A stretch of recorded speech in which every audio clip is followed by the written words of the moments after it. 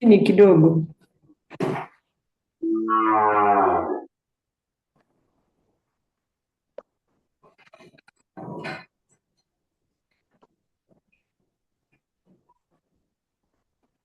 Good morning.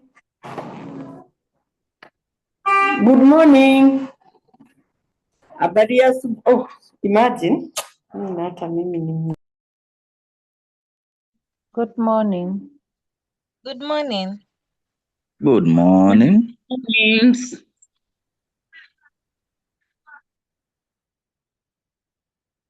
Good morning. Good morning.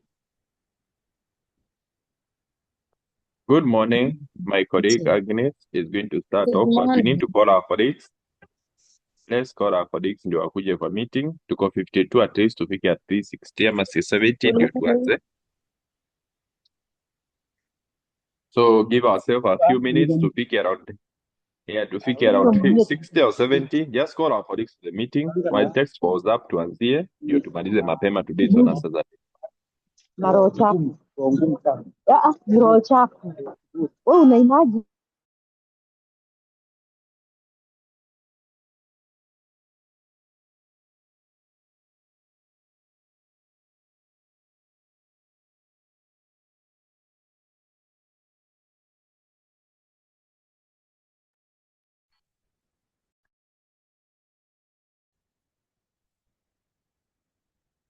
Morning.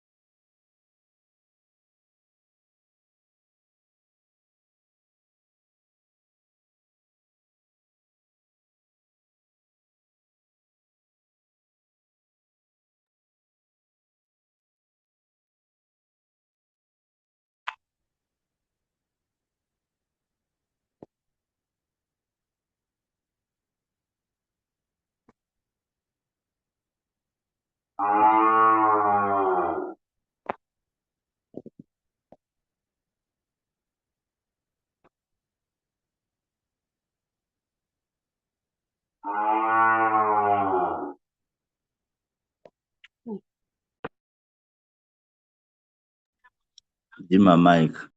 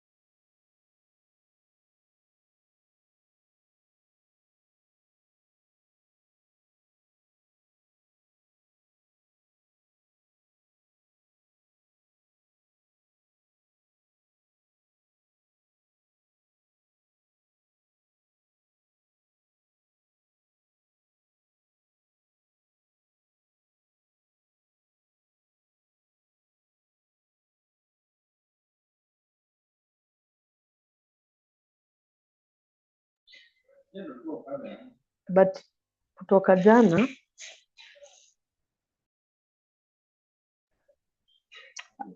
good morning. Good morning. Good morning. Good Mko morning. salama? Mmeamka salama? Morning. Yes. Yes. Mmeamka salama? Yeah. Ndio. Yes. Watu wako set juu leo ni siku ya mwisho, but najua watu wengi wako nyumbani, so we are going to start off our meeting. We are 59 at the moment, na tumesema hatutangoja zaidi ya hapo because today, you know, our day is short, so Yeah. we'll do up to 1. So tutaanza tu tukiwa vile tuko, wengine watatupata tukiendelea. So I ask somebody to volunteer and pray for us as we begin the day. A volunteer, please.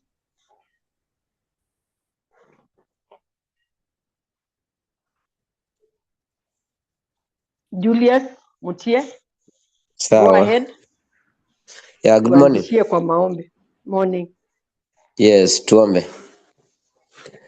Baba, katika jina la Yesu Kristo, nakushukuru Bwana, wewe ni Mungu na hakuna mwingine kama wewe. Asante Bwana kwa matendo yako ya ajabu ambayo Bwana umetenda katika maisha yetu. Tangu nilipoanza meeting yetu juzi, jana na hata leo, Jehova Jireh Mfalme.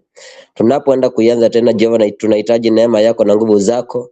Tunahitaji kibali katika walimu wetu Mfalme Bwana. Wacha Bwana kwanza hata kuonekana Jehova Jireh Mfalme Bwana. Tutakapoona tamati Jehova Jireh Mfalme Bwana, tulinua jina lako na kusema kwamba unastahili. Pokea sifa zote kwa ni zako Jehova. Katika Bwana naomba nitakuamini. Amen. Amen. Amen. Amen. Thank you so much, Julius. This is another day that the Lord has given unto us. We are happy and glad to be in it. We do not take this for granted. As we start the day, today being our last day, if you checked our timetables, umeona tumebakisha only 2 modules, that is user management and report module, and the way forward as we close the meeting. So we've already done tumefanya onboarding of the schools, hiyo nafikiri tuko sawa. Tukafanya learner management, tuka-add learners, tuka-deactivate learners, tukafanya transfer ya learners. Alafu leo my colleague Newton will do a recap on what we have covered so far in form of a COHORT. It's a game, but it is a recap. Of course, it is going to ask the questions on the best practices that we need as champions, as ICT champions, as we get ready for onboarding of the schools and registration of learners and the management and report writing that will be tackled today. But you may get a question or two on report and user management. We'll start with, when you check on our timetables, it is report and then user management. But for some reason, we'll start with user management and wind up with report report module and the way forward as we close. So if we have any reaction before we start, any concern, burning issue that you want addressed before we embark on our today's activity, you can raise your hand and say something. If you feel any clarity so far, if you have anything that you want addressed before we start the day. We'll give you a chance, at least 1 to 2 people, if you have anything to say. Kunyamaza ni kusema tuko sawa, tuendelee na module. So without much ado, I'll welcome my colleague Newton to take us through the COHORT in a form of recap. Then after that, do user management. So welcome, I wish you well. Let us participate. Vile tulianza, tukue na hiyo zeal, tumalize pamoja. Watu wasilegee, kindly continue calling your friends ndo waingie kwa meeting. Otherwise, I wish you well and all the best.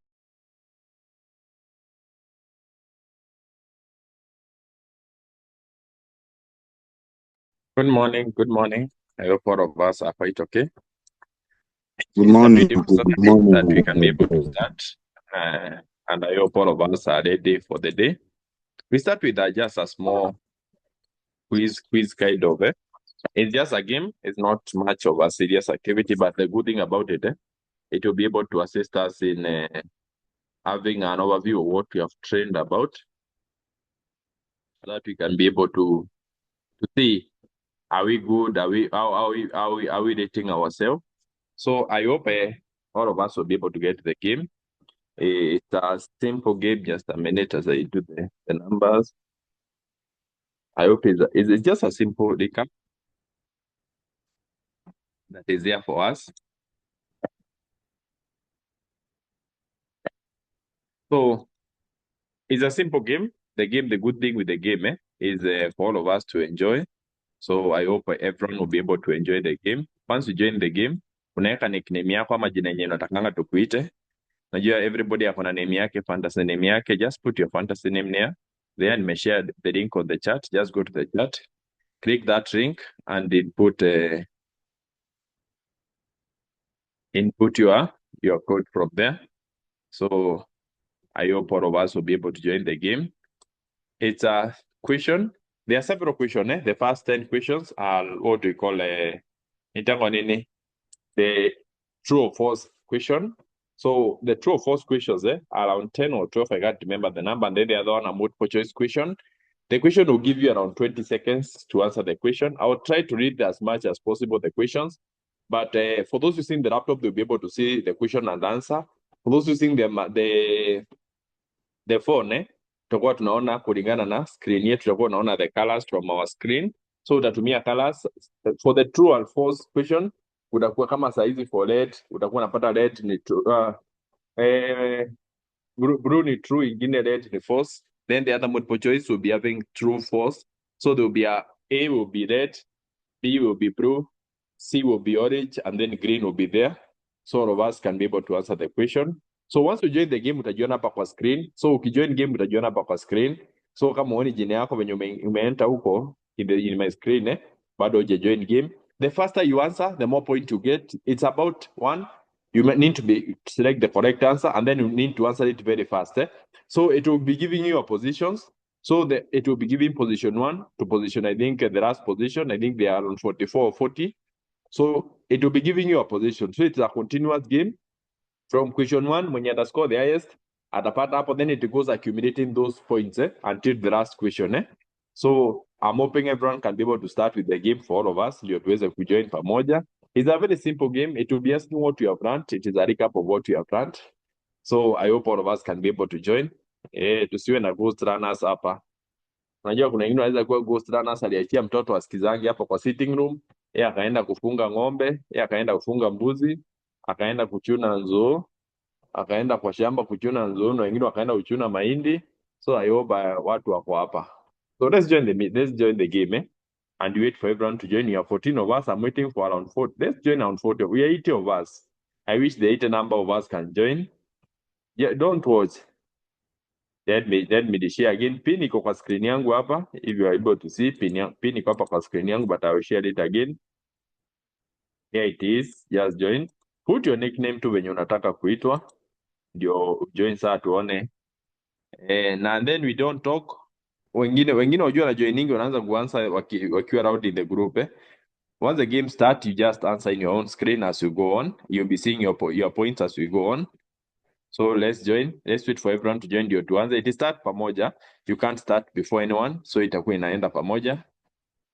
Let's join. We are 18 of us. The group iko na around 40 of us. 81 of us. So we can be able to join.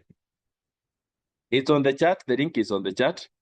Let's join. It's on the chat. Just go to the chat. Click your link iko hapo. Then utaenda pin. Pin iko hapa. Pin iko kwa screen yangu hapa. Just put that pin and then you'll be able to join the game. Let's try to join all of us. It's just a simple recap. For all of you ndio ujione, uone how far you are going, ndio tuone how far we can be able to get into ourselves. It's just a way of ensuring that what we have learned, tunaishikanisha vizuri. Just go to the chat, put it, pin iko hapa kwa screen yangu, ama hiyo iko hapo nimeweka hapo kwa hiyo pin. You can put the pin there. It's 73 903992. Ama hata ukiskani QR code iko hapa kwa screen yangu, you can always be able to join the game. Yeah, let's give ourselves the 10 of us to fika 40, we start. Once tushafika 40, we start. So remember, I've said game ni about how fast you are and how accurate you are. There are questions. Each question iko na 20 seconds. Within 20 seconds, you're supposed to answer the question. Once you answer the correct question and you are the fastest to get the highest point, from my screen, you'll see position 1 to position 5. From your screen, you'll be able to see your position as you go on. So from your screen, utakuwa na position yenye uko. From my screen, I'll be able to see just position 1 to position 5 only. Okay. I think the number, let's give it 2 minutes tuone kama watu wataongezeka. As we wait. Okay, here we are 36, 4 of us. 4 of us wakijoin hivi, we start. The 4 of us wameremain wakijoin hivi. Don't regret utakuwa spectator here. Here we are at 40. I hope everyone is okay. I've said, when you're natumia laptop, you'll be able to see the question and the answers. You'll be able to select quite easily. When you're natumia simu, you might have a small challenge because you'll be seeing the answers in form of colors. But from my screen, you'll be able to see all the questions from my screen. So hata kama unajoin gadget ingine ukajoin another gadget, and then you'll be able to see questions from my screen. So I hope you'll be able to see from there. I'll be reading the question and try to read as much as possible. I'm not a very fast reader, but I'll try as much as possible. So let's start. And I hope all of us will have a good time in the COHORT. So just a minute. Okay.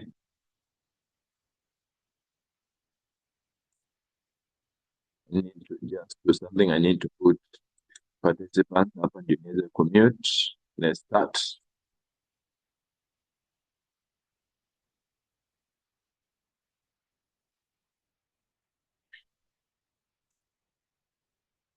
True or false? An ICT champion can access and share learners' data as long as it is for education purpose. Is it true, blue, false, red?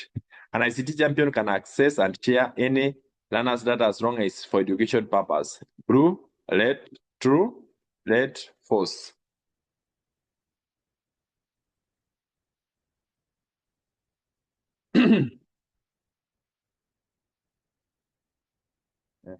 Unaona hapa imegonga wengi. An ICT champion can access. Yes, you can access.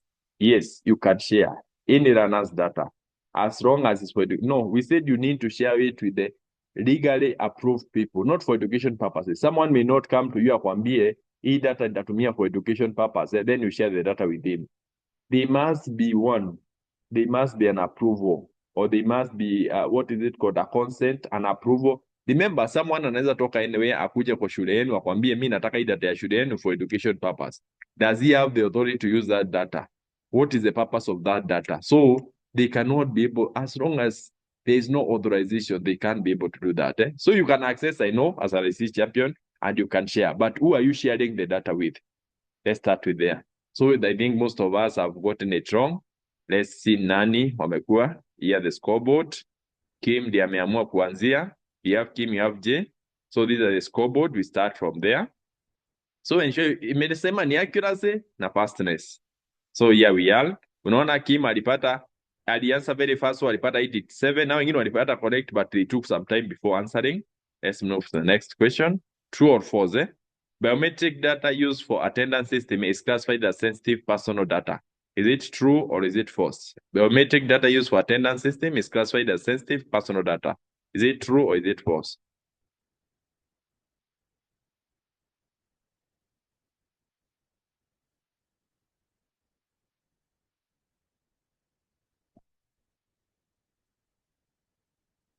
Yes, it's true. Remember we said sensitive data tuisema there's health record, there's a biometric, there's a what else, religion.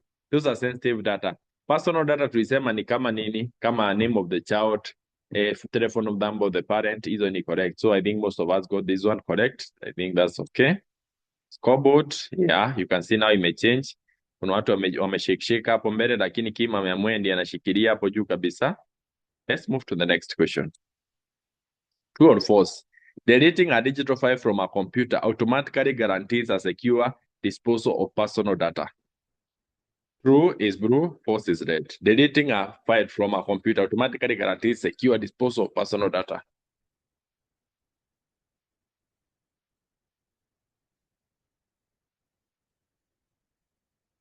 Yeah, I think most of us have gotten it false. You can delete a file from a computer, but remember you may have done a physical copy.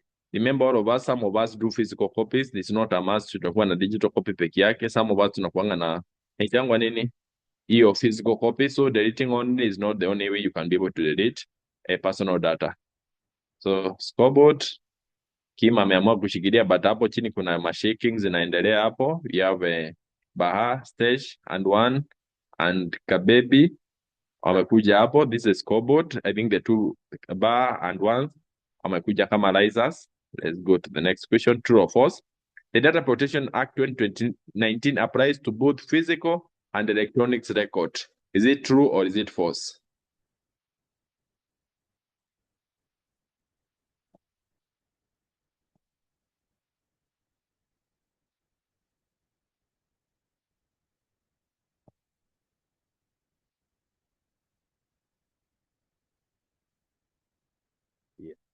I think most of us has gotten true. Remember, for some of us as teachers, tunafanyanga physical document, tunaenda report card yetu tunaacha hapo kwa meza, your husband ana access, your wife ana access, your children ana access.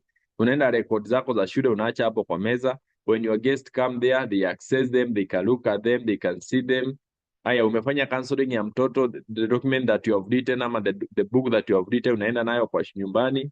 Ensure you need to protect that data. Usiache hapo, unaenda staff room, wewe ukienda kwa desk yako kila kitu inakuanga imedisplay hapo. Just protect the data of your runners. Always protect them.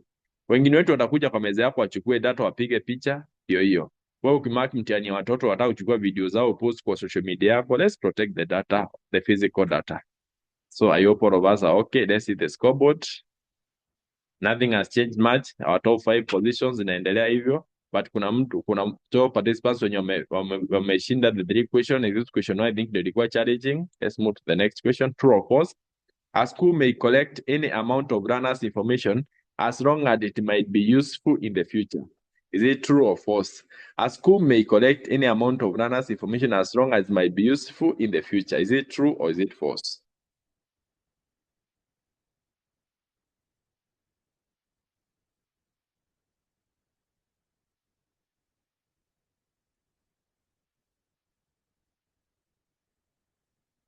It is false. You cannot collect data for the future. Imagine awe kama mwalimu mtoto amereport grade 1 and you want to collect this data utatumia kwa kumregister NEC exam ya grade 6 ama NEC exam ya grade 9 na kwa class 1. You collect data what is required. Mtoto akikuja grade 1 akireport, collect data that is required to onboard them in the school. Ukishamalizana na hiyo, akifika class 3, collect the data that is required in grade 3. Akifika grade 6, collect data that is required for grade 6. So we need just to collect the data that is necessary for that given time. Assuming saa hii mnaenda games, you require data ya mtoto, collect data ya games peke yake. Don't collect data for the future. Collect data that is required at that given time. Don't wait for the future. I think this one imechapa wengi. Hiyo naona hata imebadilisha scoreboard. Hii peke yake ndiye amebai kwa hiyo scoreboard, au wengine most of them wamebanduliwa na once akapanda. So na Kabeb akaendelea kupanda. I think those are the ones. Miss Leo na Sir Elvis wameingia kwa scoreboard. So I hoping hamtatolewa kwa scoreboard. We have more 20 questions. So let's go on. True or false? The head of institution remain accountable even if the data handling duties are delegated to other staff members. Is it true or false? The HOI remain accountable even if delegation is done. Is it true or false?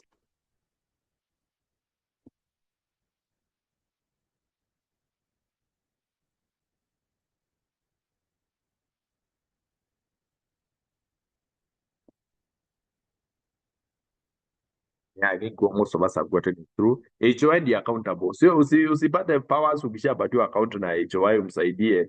Then unadhani uko accountable. No, the HOI becomes accountable. The same tunasemanga, you can delegate duties but you can't delegate the responsibility. So the person becomes, I'm a delegate duty to you but is responsible for this.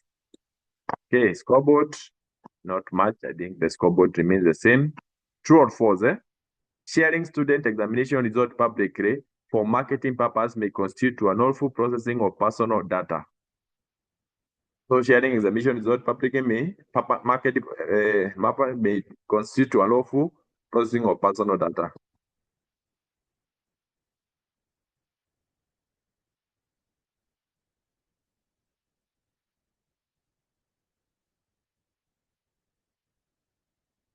Yeah, it is true. If you share student examination publicly for marketing purposes, this may constitute unlawful processing of personal data. That is true. And I'm wondering, tunaanza only 28 of us, that we join 41, 44. Kwani wengine ni spectator mode is not happening. Acha tuendelee. I'm hoping wako tu bado. Because only 20 sahi kama hii question imeanza na only 28 people and we join around 40 something of us. Here we are. Scoreboard. Kima ametolewa kwa top position na 1 na the three of them ni kama walikuwa wamepangana wamtoe kwa top position because wamemrusha hadi to position number 4. Sawa, let's go on. Let's see. Okay, here we are. Next. True or false? A data breach can only occur when information is intentionally stolen. A data breach can only occur when the information is intentionally stolen. Is it true or is it false?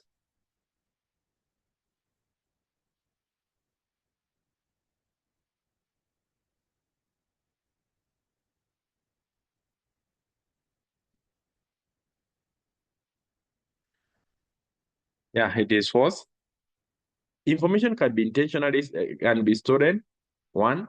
Information can be given freely. Wewe mwenyewe unaweza kuwa uko na nia zako unataka upanish HOI ama mwenyewe unataka kutengeneza jina mahali unaamua kushare information. Wewe mwenyewe unaweza kuwa unachapa story mahali mnaenda chama, umeenda mahali kukuja starehe yako, unaenda kuchapa story without knowing you are giving information intentionally. It is not stolen. Wewe mwenyewe ndio una give that information. Wewe mwenyewe unaweza enda cyber login shule yako uache account bila kulog out. Remember you are giving that information intentionally so that a data breach can occur that time. Wewe unaweza patiana password yako, it can occur that time. Scoreboard. Saene na ameamua ku overtake. I think that's the video of them. Hey, Kima ameamua kurudi Baha and there's a new ni kama amekuja hapo. Misra ameamua ku retain number 5 ni kama haya tuendelee. Let's go to the next question. Which data protection principle is violated when a school collects unnecessary learners' information? So what is violated? Transparency, red. Data minimization, blue. Accuracy, orange. Accountability, green. Hii iko multiple choice. Transparency, that is red. Data minimization, that is blue. Accuracy, that is orange. Accountability, that is green. Only 2 of us have gotten this one. Remember, we said you need to collect the minimal data. So when you collect more than unnecessary data, you're not minimizing the data. It's not accountability to anything. When you collect more data that is required, you violate the data minimization. Always just minimize the data. Sorry? That's why nowadays, even if you look at the Safaricom, what they have done, previously you could have sent someone who unapata jina yake, unapata phone number yake. Nowadays, sometimes you find data phone number ijaja because they are trying to minimize the data that you get about that person. So I think that's one of the questions. It change scoreboard in so many ways. I've told you that one. Miss Leo ameamua kupanda juu. So he may change scoreboard in so many ways. So I hope all of us can go. Let's go to the next question. A teacher send a student record through a personal WhatsApp account. What is the biggest risk? Red, increased storage. Blue, faster communication. Orange, unauthorized disclosure of personal data. Green, better accessibility. So ukishare information, what the risk?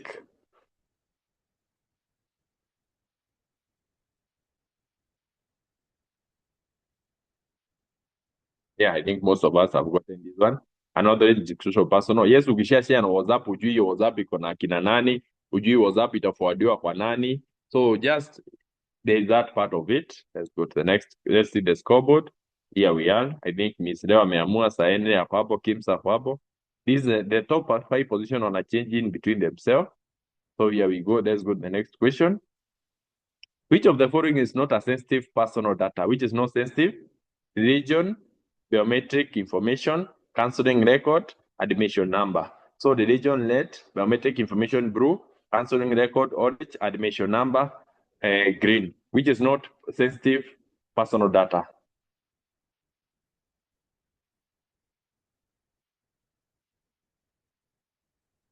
Yeah. Admission number, we see that personal data. Sensitive data tulisema ni yenyewe hata wewe mwenyewe utakangi watu wajue about wewe, na wakijua sometimes they can discriminate you or they might be able to use the record the wrong way. Religion, some of us wakijua your religion, you see tuko na religion tofauti. Mimi naweza kuwa Christian and the Christian have several churches ziko huko ndani.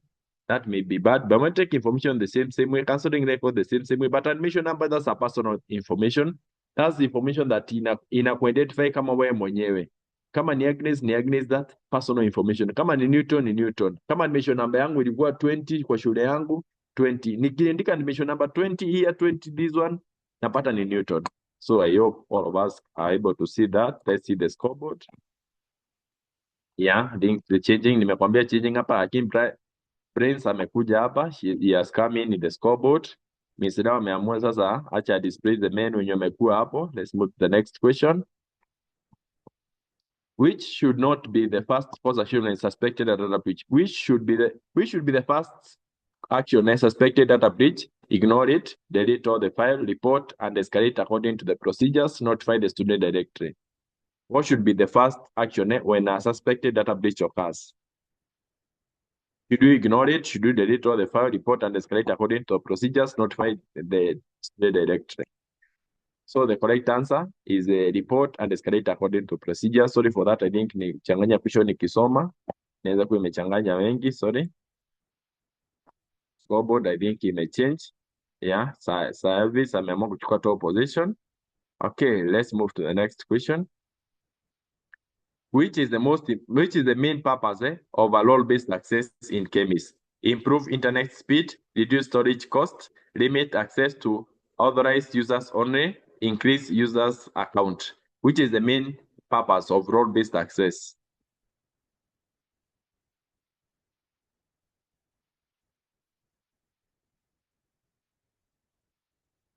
Yeah, I think most of us have gotten limited authorized users only. So I think this one will be able to cover much of it today. But I think most of us have gotten this one. Here we are. Yes, Prince amekuja hata ameamua kuovertake watu hapo in the scoreboard. Let's move on. An ICT champion discovers unauthorized access to runner's record. What should they do first? Inform the friend, post on staff WhatsApp, report the incident to the HOI, and initiate breach procedures, delete the record.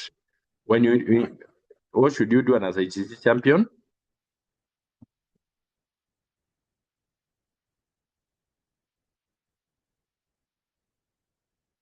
Yeah, you should report the incident, the HOI, and initiate the data breach procedures. I know most of us will post in the WhatsApp group. I know that's the first thing you'll be able to do. Some of us will inform the friend, and then wengine delete the record, wasikue na wenyewe breach your data. But it's always good to report the incident. If you don't report the incident, it may result some fine. Kama uja report, it's always good to report. Ukireport kwa UHOI na HOI anapaswa kureport kwa support director. Ndio ikuwe point clear what happened, and the incident report is investigated for the correctness of the data. Okay. Scoreboard.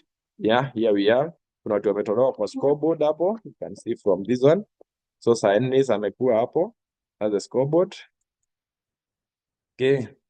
Which Kemis module the principal use to monitor the institution enrollment trends? Reporting module, LED. User management module, that is blue. Selection module, that is orange. HR module. So reporting module, LED. User management module, blue. Selection module, orange. HR module. Which module the principal use to monitor enrollment trends? Yeah, it should be the reporting module. Remember, when there are trends, again, trends una monitor, it's through the report, through analysis of the report. Hiyo ndio unaangalia trends. Unaona watoto wenye walikuja, wenye walienda. Users ni watu wenye wana login kwa system. So this one, I think most of us got it wrong. Most of us, I think the biggest number got it wrong, around 15 of us. Well, yeah, 15 of us. But it should be the reporting module. You'll be able to cover it today and see how it is working. So I hope all of us are okay. Let's see the scoreboard. I told you this one will change a lot in the scoreboard. Ndio hiyo service ndio ameendelea kushikilia, but the others wana change hapo. Miss alisijui alipotelea wapi tena. Okay, let's go on. A teacher takes a photo during a school event and want to put this to the school Facebook. What should ICT champion advise him? Post immediately because it's a school activity. Post only if the student agrees. Verify that the parent or guardian consent has been obtained before posting. Post the name only. Post without names only.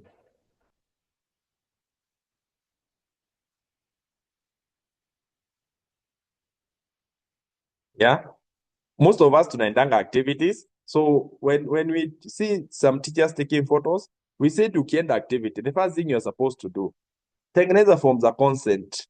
Patia watoto ndio ukienda unakuwa ushapata consent before muende activity.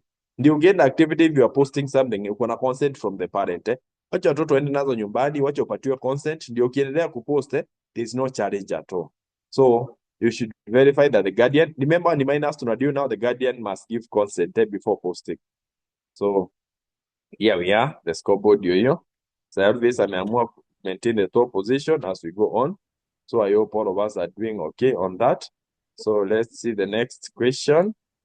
So I asked a teacher to share the Kemis password with another teacher as busy. What should ICT champion do? If you ask to share the password to save time, that is red. Create a WhatsApp group to share the credentials, that is blue. Diffuse the recommendation of authorized users with appropriate access right. Write the password on the notice board. If you ask to share the password, what should you do?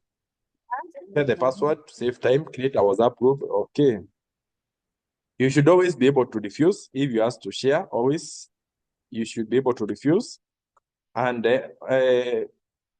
authorize the user account with appropriate access right. So mtu akiambia ushare account yako, remember today tutafanya user account. You can be able to, as the HOI can be able to create any user, he can be able to create as many users as possible. So ukiambiwa ukishare, you should not be able to do it this time. So I hope you'll be able to see from that. Let's see from the scoreboard.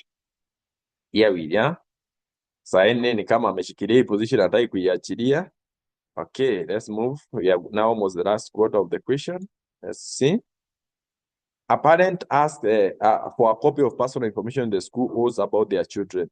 What data protection principles support this one? So accountability red, transparency and right to access blue, data minimization orange, retention that is green. So mzazi akiuliza data mtoto yake, what principle anafuata? Accountability red, transparency and right to access blue, data minimization orange, retention. Yeah.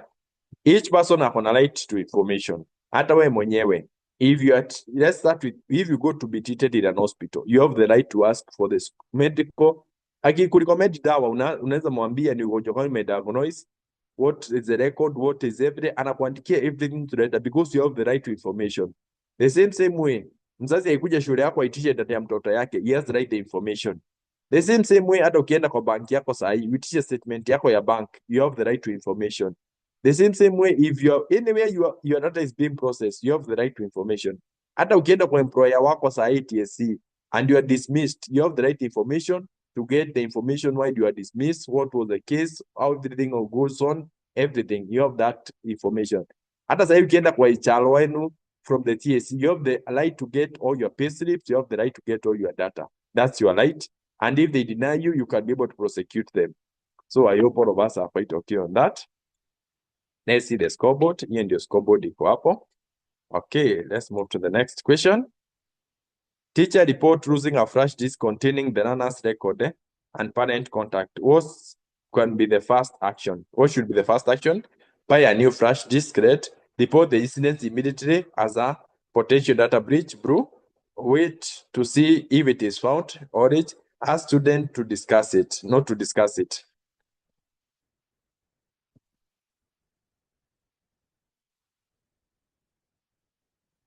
Yeah, we should always report the incident immediately as a potential data breach. So ukipoteza flash disk yako yenye ulikuwa umesave mambo ya watoto, just report it. Si uende ununue flash disk nyingine ureplace, unajua most of us ndio wanafanyanga hivyo. But report to HOI, let it be documented. If it contains some sensitive data or personal data, let the HOI report to maybe the CDE and it's documented. In case the data breach happens, you are protected and you have notified the people whose data was involved in it. So I hope all of us are quite okay.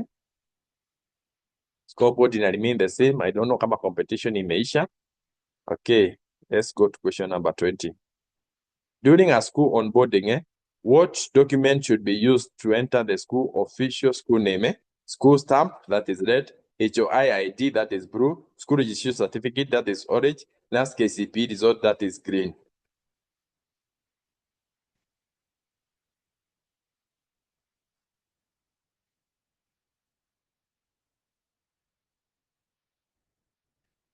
Yeah.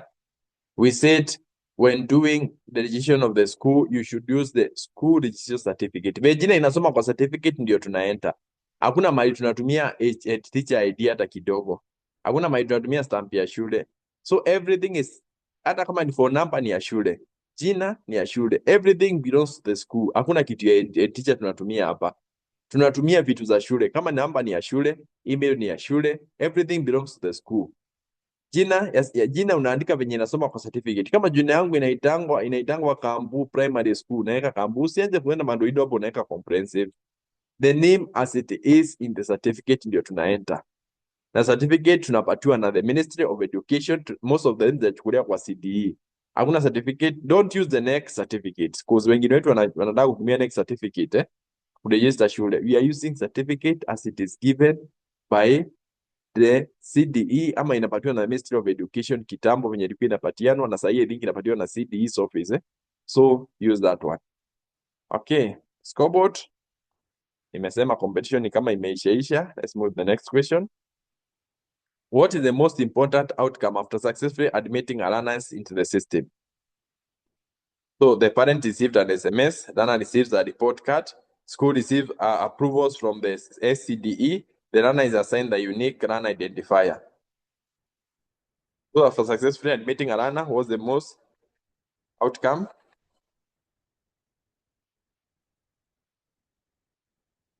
Yeah.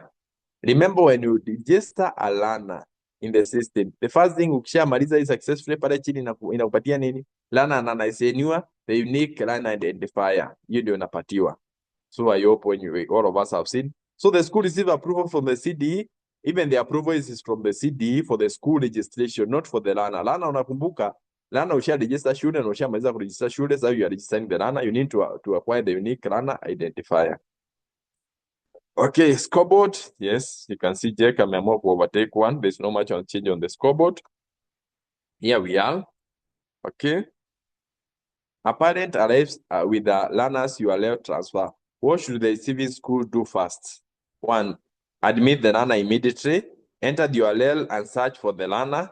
Contact the previous school by phone. Create a new learner's record.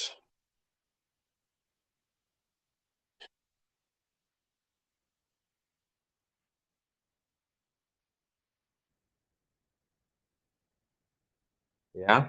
You should just enter the URL and search for the learner. Remember, we said the process of transfer yesterday, we did it quite well. And I hope all of us got it correctly. That's what we are supposed to do. Okay, here we are. Let's move to the next question. The scoreboard, Kim ameamua kurudisha position yake ya 4. Jake amemwambia rudi mahali alikuwa. So we are hoping we are all doing together. We are in question number 23 now. Who is responsible for approving and rejecting learners' transfer request from the releasing school? Who is responsible? Parent or guardian, ICT champion, releasing school HOI, county director of education. Who is responsible for releasing the learner from the school? Did the parent or guardian, ICT champion, releasing school HOI, the CDE? Who is responsible? Yes. Remember, it is not your responsibility as ICT champion to release any learner. That's an administrative law that should be prayed by your HOI. So wewe ndio unapaswa kujua hivyo and don't overstep your mandate. So I think this is all correct for all of us. Remember, we have said anything that is administrative, even if you are being told to do it, just ensure it is delegated the right way. And after delegating, just report after being delegated what you have done. But it's the responsibility of your HOI to carry out this activity. So let's see from here. Scoreboard. Question 23. Hey, new incomers wamekuja kwa scoreboard. Hey. I think that's good. At least the competition has come in, so hata wenye top position watajichunga sana. The new newcomers wenye nakuja hapo. So let's move to the next question.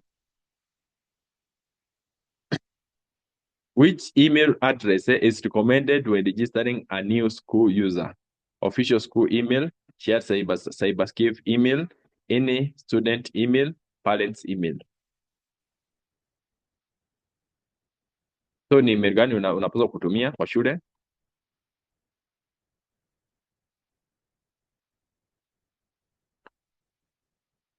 Yeah, I think most of us got this one. The official school email. We need just to use the official school email. That is it. So here we are.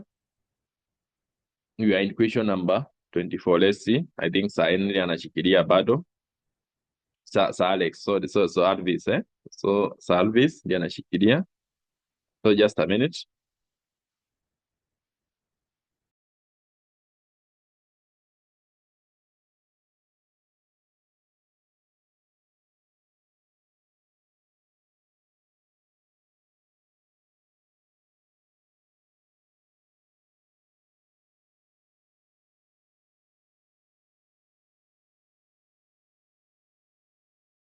Question,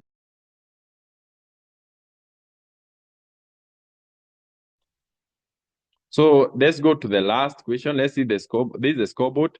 Now we're in the last question. Hapa ndio definition utaangalia mahali utakuwa. Let's go to the last question. Which sequence is correct to represent the learner's transfer process? And admit such URL, approve. B, such URL, save the transfer, approved by the listening school, admit the learner. Approve, such URL, admit, and then register the new learner, approve transfer. Which is the correct procedure for the transfer of learners? Yeah, you should search URL, save transfer request, approved by the listening school, and then you admit. Remember, we said you must admit as the last process. And now in ndio msema kweli, let's see our positions as we go on. Let's go here. Let's see. We start, I think, with position number 3. Let's go. Let's see for the scoreboard. There's the podium.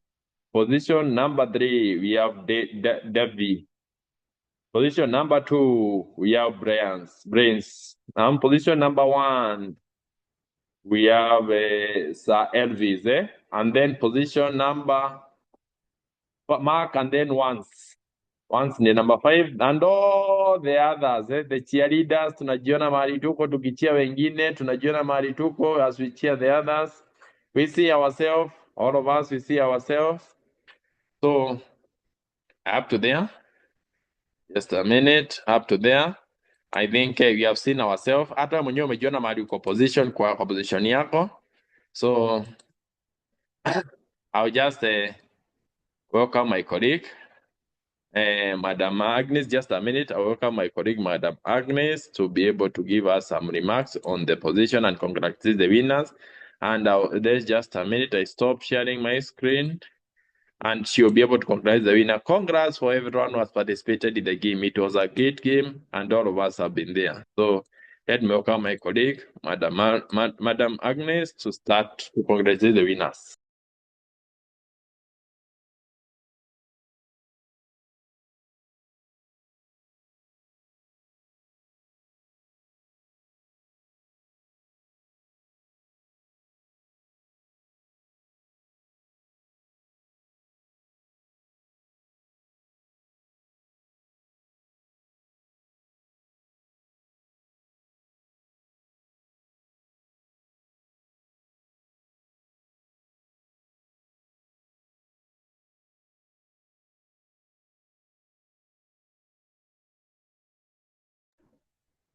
Good morning once again.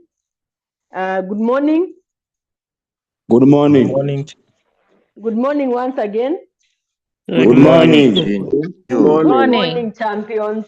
Good morning, Good champions. morning. Good morning to you. Watu wameparticipate kwa COHORT. Good morning, madam. Morning. Good morning. Very, very nice. Now, okay, now we go to Yes, good morning. congratulations and appreciation First of all, let us appreciate ourselves sisi zote kwa sababu wenye wameingia. Kama uliingia COHORT, thank you so much. Now we go to the scoreboard. Monica, kindly mute. Monica, kindly mute. Put your hand down. Kwanza tumalize congratulations. Tumalize na hii congratulations. Our scoreboard, as my colleague Newton was taking you through, mumeona tumetoka number 1 to number 5. So position number 5 ilishikiliwa na once. If you know you are using that nickname once, unmute yourself, utuambie kitu and let us all appreciate once. Kama unajua wewe ndio ulikuwa once number 5, kindly unmute yourself and tell us something about the game. Thank you. I'm Onesmo Kilinda. Yes. And I'm happy to participate and to be one of the best. Okay, thank you so much. Let us all congratulate Onesmus. Tumpigie makofi. Usikue mtu wa kukua na wivu. Pigia Onesmus makofi. Ameimage kukua number 5 na amemaliza, alikangana akamaliza. Position number 4. Let us unmute, kindly mute yourself. Wacha tuende systematically. Position number 4, kama unajua ulitumia nickname Mark, unmute yourself. Ni David Masai. Good morning. Are you the one? This is Mark. David Masai, unmute yourself and say something about the game. Position 4 is Mark. Yes. Good morning. Morning, Mark, and congratulations. Thank you. It was quite fantastic. And Yes. may enjoy sana. Karibuni sana, and let us all appreciate Mark. Appreciate, tumpatie maua ma blue ma ngilini ma yellow, all of them tumpatie na appreciate. Congratulations, Mark. Position number 3, Davy. Hello. Yes, Davy. Yeah, very good exercise, a very reflective Yes. exercise. We thank God. Thank you. Congratulations. Let us all appreciate Davy, please, and congratulations so much. You emerged number 3 in our game. And I don't hear you people say what was the trick, maintain position aje, what is the trick of this game. Kindly position number 2, Brian.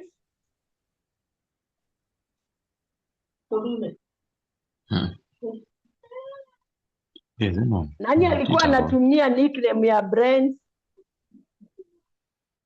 Ni Monica. Who was using that nickname? Good morning. Morning to you, Brian. Yes, I'm Brian Kioko Mutune. Yes, and congratulations, Brian. Thank you. What was the trick of the game?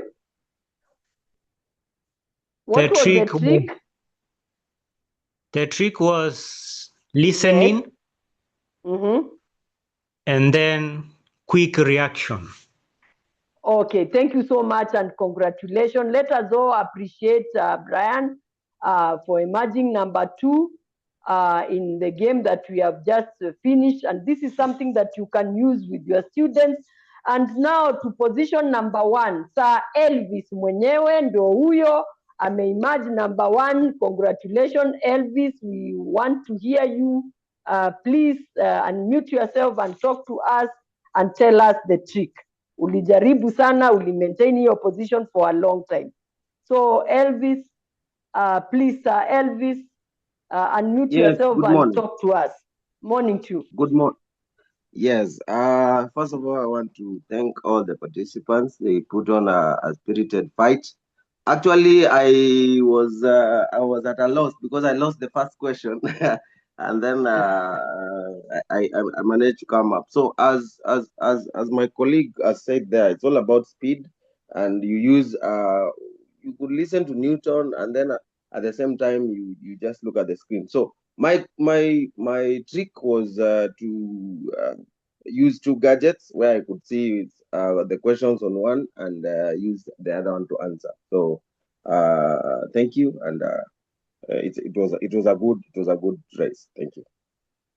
Okay, congratulations, Elvis, and let us all appreciate Elvis. He emerged to be our winner for today's game. This is something that you can use. Umesikia amesema the trick about this game is how fast you are. You listen keenly and also answer the question very fast. And as you have seen, you have also engaged yourself. Mumeona, this is not it was not about class as a team. This was individual. It was how much you listened to the facilitators for the 3 days, because some questions, at least when you're reading them, you know it was covering all what we have done. So we congratulate all of you. Those who did not participate because of one or two issues, most of you mentioned that you had challenges with your connection and internet.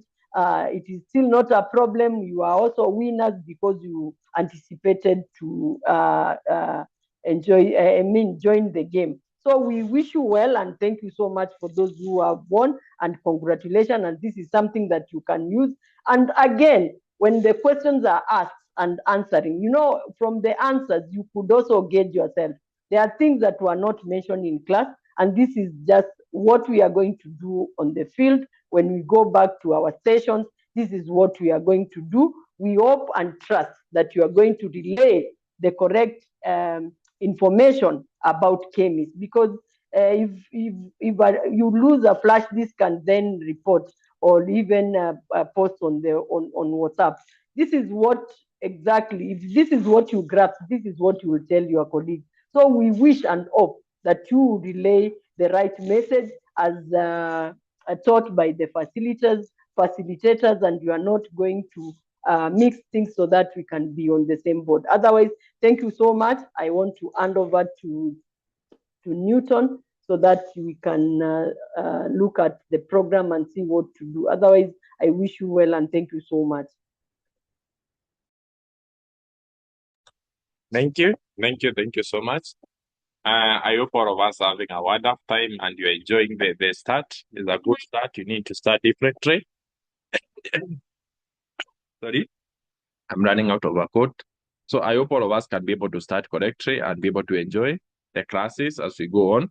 So we start with, first of all, any question up to there, ndio nianze what we need to cover today. We have 2 modules to cover today: user management, and we have user management, and we have the reporting module. There are 2 modules. They're just simple modules that we need to cover, but they are quite important to us because I think some of us will be involved in this so much. So any questions, any clarification before we start? As I look for my school to log in.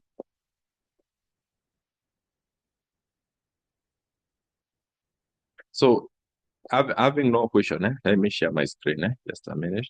Yes, Jeremiah, you can go on.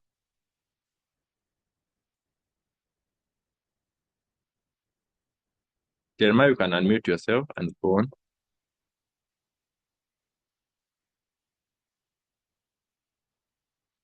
Jeremiah Samuel, you can unmute yourself and go on.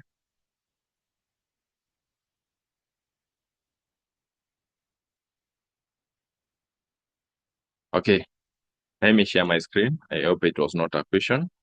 So for today, let's start with just a minute, I close something.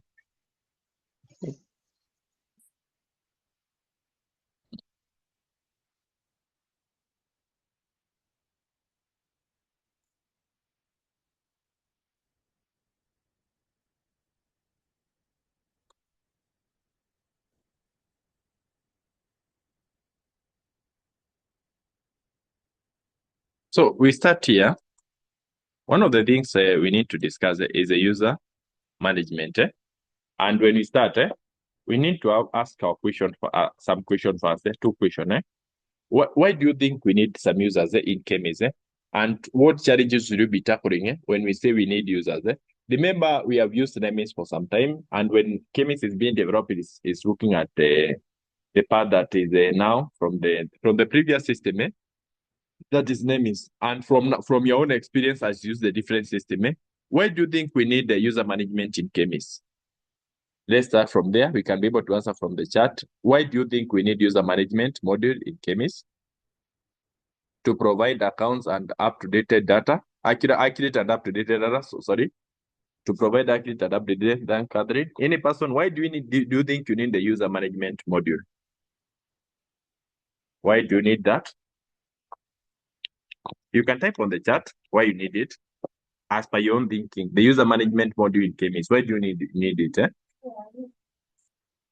Yeah, so any other? Kindly type on the chat why you need that user management module. And from your own experience, yes, to receive access to authorized people only, to enhance accountability, to provide support to HOI, yes. Yes, you need to provide support to HOI from our own accounts. That is quite okay. So any other? Yes, Catherine, Francis, and Elvis, thank you for the reply. Go to the chat and type for me. Why do you think we need these accounts? Kindly type, yeah, for privacy purposes, for reference in case of queries, to determine who access the data, for reference in case of a challenge. Yes. Thank you, thank Alexander. So for all of us, we need those accounts. Can you just give me some account for reference? Some of the accounts that you think are required in this system. The account tumeona currently ni HOI. For reference, access control. So sasa hivi umeona account ya HOI peke yake. Any account that you think we require in the system? Any account that you think we need in the system?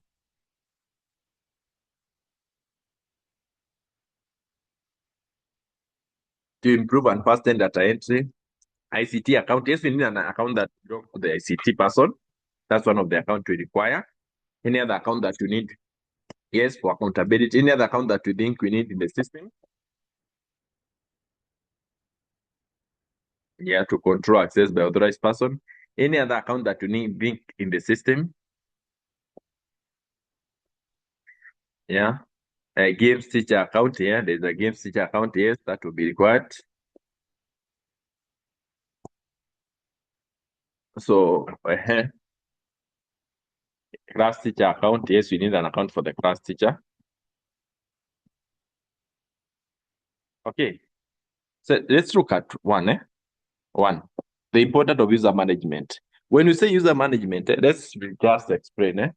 How do I explain? I'm trying to look for a very good example that I can explain user management. And let's assume what do I explain? Let's assume an example of a school. Let me give an example of a school because all of us are in a school. When we're in a school, there's a school, assuming shule yetu inaitwa Kambu Primary School. So being a school inaitwa Kambu Primary School, obviously ukiangalia hiyo jina Kambu inasema ni Kambu Primary School, si ndio? Ukienda kwa hiyo shule, ukitaka kuingia kwa hiyo shule, who should you be able to talk to? The first person is the HOI. So ukitaka kwenda kwa hiyo shule unaongea na HOI. But remember, apart from HOI, there are teachers wako huko ndani wanafuzanga. Kuna class teacher, class 1, kuna English teacher, kuna Kiswahili teacher, kuna you see venye shule inakuanga tu iko na hizo watu wengi wanafunza, but at the end of the day wote wanafunza watoto tofauti. The same kwa class. Class kuna class teacher, si ndio? Then kuna walimu wa different subject for different classes. So hiyo ni kama inakuwa hao walimu wote wanafunza wana access hao watoto wote, but they are teaching them differently on the different subject that they are able to teach them. As you compare that, and I think previously, I don't know if it's the current system, I don't know, I've not been in the education system for some time. The rural classes kulikuwa na mwalimu mmoja anafunza everything. Anafunza English, anafunza Kiswahili, anafunza kila kitu. Remember, Nemis ilikuwa hivyo. One account ya HOI ilikuwa ina access, inafanya hii, ukitaka kufunza unapitia kwa hiyo mwalimu, yani there's only one account ilikuwa na login kwa system. But now we are introducing a system that we have different accounts that are accessing the same system na zina access the same workload but they are playing their different roles. Kama kazi yako ni kufunza hesabu, unafunza hesabu peke yake. Kama yako ni Kiswahili, unafunza Kiswahili peke yake. Kama yako ni English, unafunza English peke yake. And then there's an overall class teacher mwenye ako responsible for all these activities, mwenye anaweza make sure everything is okay. So the first one is to provide secure. When you say security, each person atakuwa na login kwa account yake peke yake with their own password, with their own login in. Role-based access for stakeholders. When you talk of stakeholders, in a school stakeholders, they are the different class teachers and the different people. So any person ana login kwa shule atakuwa na login kivyake na akona authority yake what is supposed to do. So it allows you to now, this system will allow you to create people when you are, kama ni ICT teacher akona account yake ana login kama ICT teacher. Kama ni deputy teacher ana account yake ana login kama deputy teacher. Kama ni HOI, ile account to create main account inabaki ya HOI. So each person can log in independently without affecting the other person when they are logging in. The other party is to allow administrator to create, assign, and manage account. Admin, first of all, the admin ni mtu moja peke yake. Admin ni HOI. When you talk of an admin of a school Kemis system, HOI the admin. So admin being the HOI, akona ability ya create, assign, na kuna manage users account. He can create as many users as possible to assist him in managing the school. Yeah. Number 3, allow monitoring, access through report and logs. So the monitoring part of it, remember in the backend, you can see who has done what and who has done not what. He can be able to do that. In future, I'm hoping the HOA can be able to see who has done what in his own dashboard. That will be provided in future. But for now, from the bucket, from the ICT bucket, if your account was used to enter a learner, you can see from bucket, hii account ilikreatiwa siku fulani na imetumika kufanya kitu fulani. So this will ensure that everybody, as you enter the data, as you download the data, as you minimize the data, this information is quite provided the right way and the right time. Safeguard data integrity and ensure quality of service. Integrity, kama tuko na learners watano, moja tuandike learners watano. Si tuandike 20, then tufanye wengine. You see some of the areas, if you go to some of the areas, utapata data is so much exaggerated that even a class kama grade 3 ama grade 2 iko na 500 runners. And whereas when you go physically to verify those runners, hakuna those runners physically. And then they are given computation that is not cumulative to the runners they have. Then because computation ni kama, you see the budget yenye imesomwa, budget imepatiwa kitu moja. So kama umepatiwa kitu kama 40 billion, hiyo billion inadividiwa in the number of runners. Assuming inadividiwa equally, huyu mtu atafanya wengine wapate unequal services without the other person. So it's always good to have integrity in ensuring that the data we provide is the correct data and the data that is okay. Then there's accountability. If you change the data wewe mwenyewe, it is through your account. If you modify anything about that Kemis, it is through your account. This is to ensure accountability.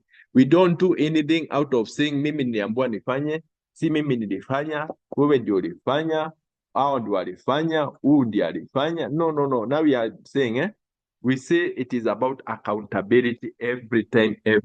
We always need to be accountable and always to be accountable at any given time. Support compliance with data governance and data protection policy. Remember we said data governance, especially the person where you are sharing the learners data. Wengine wetu wataenda download data yetu tutazipata huko kwa market circulate. Maybe kuna watu wanakujanga wanataka kusupport the learners, maybe someone to supply sanitary towels, someone to supply food, someone to where before upatiane data ya learners, ensure kuna those governance that are restricting you na data protection. I sent you the Data Protection Act. Unaweza enda kwa Ministry of ICT, download your document. You can be able to see what it is about anything that involves data. And you can be able to see several cases. If you go online, uangalia cases zimeprosecutiwa. There are so many of them. And some of them tunaonanga hapa sijui watu wamehakiwa, sijui wamefanya nini. Those are hacking. But remember in the school, when you talk of data, ni ile watoto na ile uko nayo hapo. So as per that, I hope all of us can be able to ensure that the user are quite okay and quite reliable. So up to there, any question, ndio tuende kwa demonstration.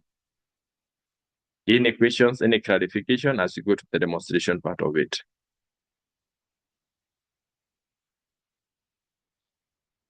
Okay, questions? Kuna mtu ako na swali? Kuna mtu anasikia any clarifications? I'm waiting for anybody who needs some clarification on what you have covered. Yes, John.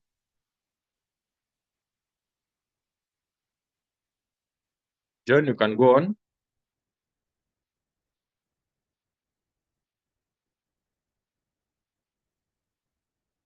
Any person mwenye ako na swali can go on as I look for a school here.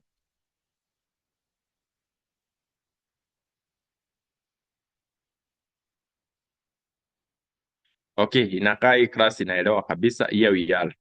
I hope all of us tuko kwa shule yetu. Let's open our schools. We need to do the practical part of it.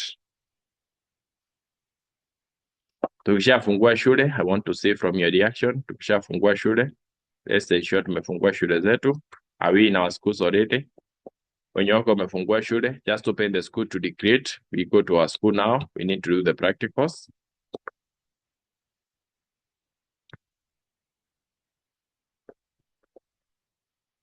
Okay, as we wait for everyone, tufungue shule zetu. Okay, as we said, we can be able to create we can be able to create the schools, what is it? The users. There are ways to create a user. Ukienda hapa left, hapa, kuna menu, kuna Kemis deploy registration. When you click registration, then you go to user registration. The mean admin account, tumesema ni ya nani? Ni ya HOI. And one of the things, let me go back to the dashboard. One of the things we need to notice, hapa, unaona hapa kume login, kambu primary hapa maitwi login. Hii account ni ya HOI. So hii account si yako. Hii account ni ya HOI. And it belongs to the HOI. And it will always remain the account of HOI. If you are using this account to access your school, you are violating the Data Protection Act because you are using the credentials that are not yours to log into the school. Let's start from there. I need to bring that to quite clearly. This account belongs to the HOI. We need to create for you an account now. The HOI ambaye sasa tunasumwe ndio HOI saa hii unakreatia ICT officer mwingine. So we are trying to create an account for the other officer. Mwenye ni ICT officer wa shule yangu, ndio nisaidie kumanage shule yangu. Hii account ni HOI. Na nitarudia tena, hii account ni HOI, si yako. And we're now working on this account, you are violating a Data Protection Act policy. So let's start from there. We go to registration, we go to user registration. Admin account kwanza ni HOI, there's no other admin. Admin ni moja peke yake ni HOI. I can't be able to add any other admin to this account. From there, ni kuja hapa, ni create roles. Kuna roles za teacher, facilitator, kuna deputy principal, kuna ICT support, kuna admin. These roles are just a few of them. They are going to be added. Each role itakuwa inaongezewa as time goes on. For now, we are beginning from here. But one of the roles iko hapa, let's look at the ICT support. For now, there is no ICT support in this system. So what is my law? Assuming me ni HOI, nataka create ICT support. Nitaita hiyo ICT support and I will require for them to give me some data for me to create him. So the first thing, I'll be able to do one. I'll come here, add ICT support. Nikikuja hapa huyo mwalimu nitamwambia, obvious najua kama ni Mr. ama ni Miss. Let's create a Miss. Assume na create a Miss. Si ndio? Atanipatia hizi data zake, jina yake, first name, mobile number, county, sub county. I think hapa ni mahali shule iko. Email ID ndio one of the important, atanipatia email ID yake, date of birth. I think I can have the record, ama atanipatia gender, and then I can upload a signature. So for me, let me look for a name, assuming I'm creating a person here. So I can create a Miss Anastasia Ndunge. Yeah, I can have the name. Nime create Miss Anastasia Ndunge. Mobile number, I can have that as the mobile number. And I use that the number. The county, assuming huyu ako Makueni. Yeah, ako Kambu. Ndio. Email ID. Let me look for an email ID. Remember, sina email ID. I need to look for an email ID. Acha tuone kama nitapata hapa. So huyu mwalimu atakuja na email ID yake yenye utamregister nayo. For now, for me, let me look for an email ID because sina email yake. I'm just looking for some temporary email ID here that I can use. Remember, temporary email ID, you can get them online, but they are quite volatile. You unaweza zipata. Ukiclick hapo, if you go to any browser, uklik hapa temporary email, utapatiwa email, but remember the moment unafunga inapoteanga. So ukiclick temporary email, utapatiwa email hapo. Emails that appear hapo, utatumia email yako, but remember the moment you close that browser, itapoteanga. So once I'm there, nimpatie email, date of birth, nikuja hapa, ni select. Huyu maybe alizaliwa, let's assume the teacher was born in 2000. Alizaliwa August 4th, 2000. Yeah, that was it when the teacher was born. Gender, she's a female. Signature, you can sign on a white paper, then you scan the scan. But for now, if you are not able to do that, it is optional for now. But I wanted to show you, kama ni signature hapa, and choose hapa. Nitaangalia, I think I had some signatures nilikuwa nimesigned for several documents. There's a signature here. I can use it. So nikisha upload hivyo, signature itaapia hapo, hii signature yangu nimesign ndio hiyo. So this is where you are creating now the ICT teacher. So once you start creating the ICT teacher, let me paste you for you the link. Wengine najua ameenda kwa live system, naona wengine wanasema haifanyi, but let me paste you the link. Just a minute.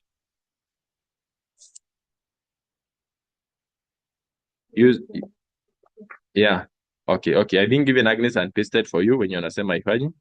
So here we are. So once you do that and you provide this information what I require, as long as mwalimu amekupatia information iko sana, wewe mwenyewe umeinput information as a HOI una save.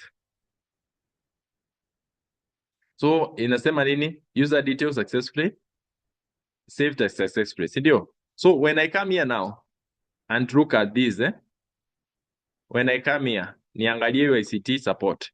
Sasa nitapata nisha create Anastasia Ndunge hapo hapo, si ndio? So what should Anastasia do now as a ICT teacher? Anapaswa kwenda kwa email yake. Unajua ndiye nipatie email yake. Anapaswa kwenda kwa email yake. So mimi kama Anastasia nitaenda kwa email yake. Nipate nimeputumiwa email kutoka kwa Kemis.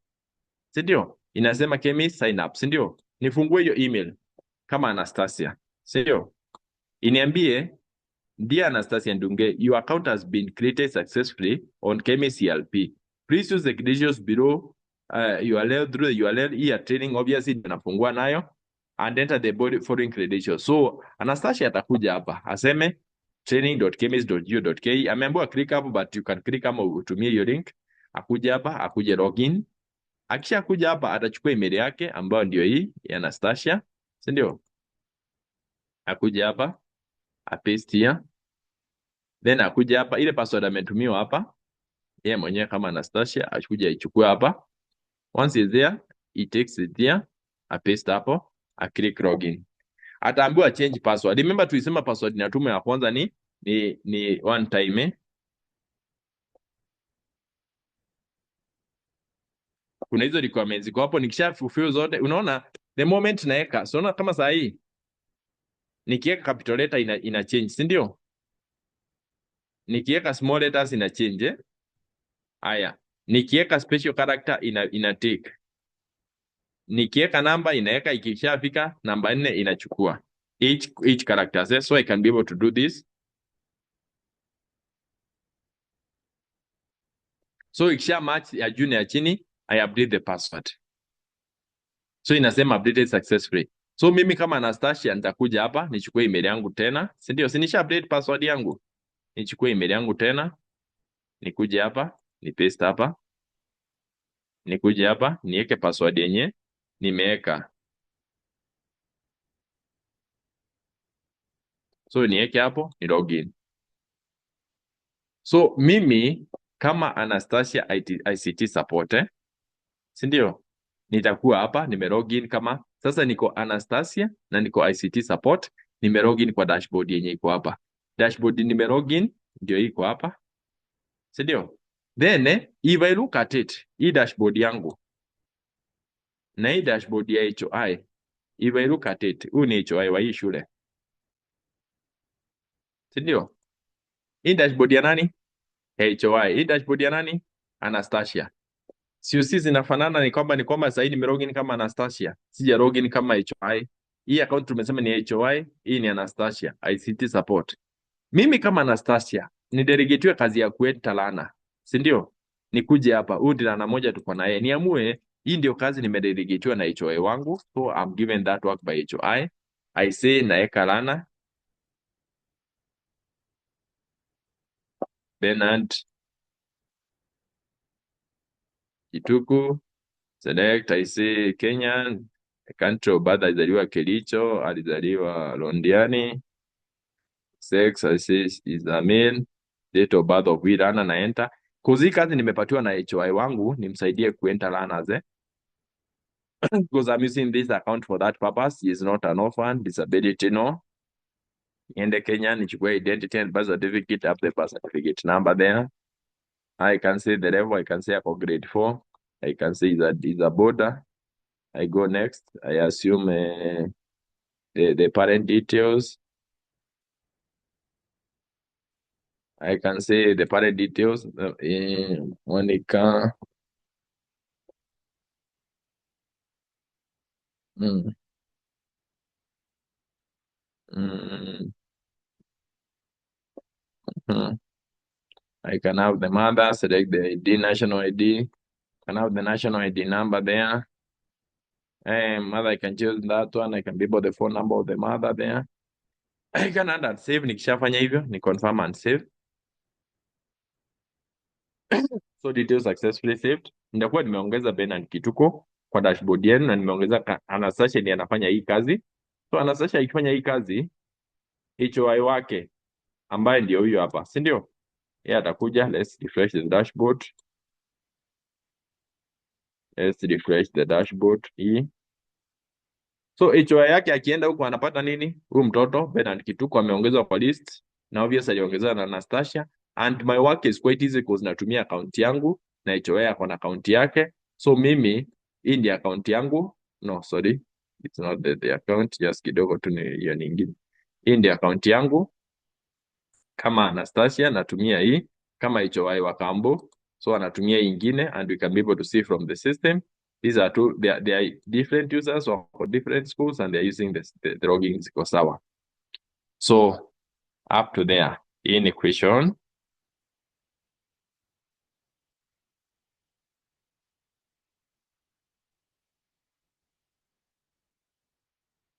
up to there in equation. Anybody was a question?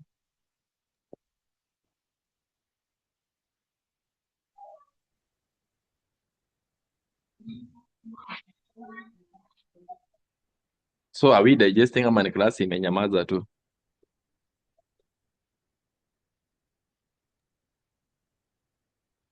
Utu sawa. We are Yes. digest. Yes, Julius, you can ask the question. Good morning. Good morning. I have a question. Yes. After creating that account for example, for the ICT support, support, Yes. how you can change from the account for the HOI to the ICT support? Hapo sijaelewa. So what has happened? Remember we said once we log into account just kidogo tu nisaini kitu moja hapa. Just a minute.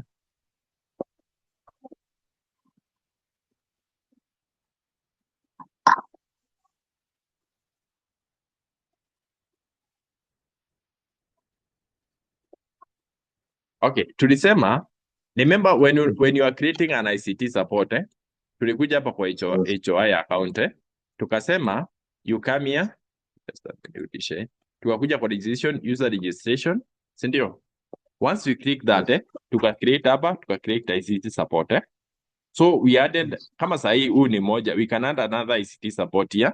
So tukikuja hapa assuming tuna create a Mr. si ndio? Ngoja tu create Mr. Julius Yes. Julius, and then the last name tuite Motie. Mobile number I can use that one. I can say ako Makueni, ako Kambu. Hii information remember hii information ni Julius ndiye amenipatia kama HOI. Nimemwambia nataka create kama ICT support kwa Kemis, unanipatia information, si ndio? Email hapa assuming ni kama hapa, si ndio? Let's see this one. Kidogo tu. Joy something. Let me look for a temporary email. Just a minute, I look for another email.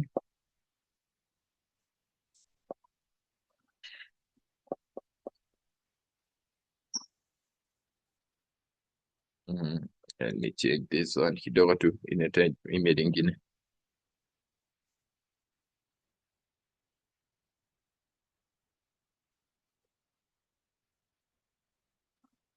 Kidogo tu nitafuta email ingine hapa. Okay. Okay, yeah, I've gotten an email here. So atakuja yeye kama Julius aniambie email yake ndio hii. Ndio? Email yake ndio hii. Then I will have the date of birth of Julius. Assuming niko na date of birth of Julius. Just a minute, I choose the date of birth. I can have the date of birth of Julius. You can go as far as March. Let me move to 95. Zaliwa July 795. Select hapa niseme ni email. Signature tumesema una sign kwa karatasi, you can be able to upload a signature there, but for now is not a requirement, unaweza endelea bila yenyewe. So I can be able to sign hapo. What is there? Unaona hii nimepatiwa hapa ni ya Julius. Yes. Sindio? So for me, I'll just save. Sindio? User details successfully saved. So mimi kama HOI nikienda hapa, the only thing I can be able to see ni kwamba nimecreate Julius. Sindio? Venye nimecreate Julius, automatically Julius ataenda kwa email yake. Sindio? Sindio? Atapata ametumiwa email. Sindio? So ataacha na HOI aende shughuli zake kwa email yake. Atapata ametumiwa email kama hivi. Sindio? Afungue email yake Julius mahali yuko yeye mwenyewe. Apate amecreate account under Kemis, ndio, na ameambiwa hizi ndio login zake. So Julius ataenda kwa mashini yake ama kwa simu yake, atype ile URL ameambiwa join nayo kama itini.kemis.go.ke, akuja hapa kwa login, akuja hapa achukue account. Ndio. Akishachukua aende hapa, achukue ile password ametumiwa kwa system yake, akuja achukue, aende, then a login. Itamwambia change password.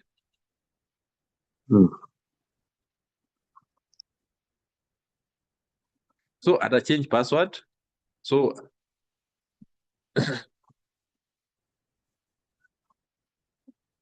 ata change password hivyo, update. Akisha update, akuje tena achukue email yake tena hapa, aende hapo juu kidogo tu. Achukue email yake hapo. Ndio hiyo. Apaste hapo.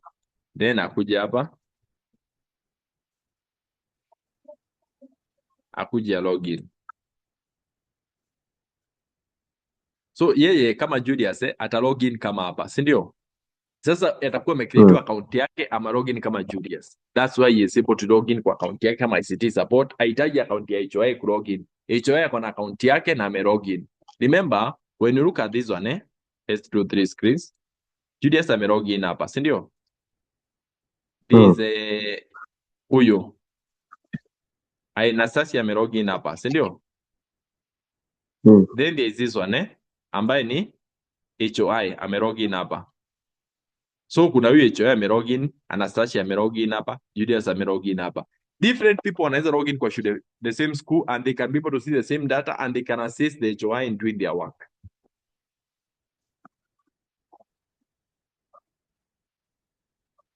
Are we clear, Julius? Yeah. Okay. I can see your photo look different, from different from yours.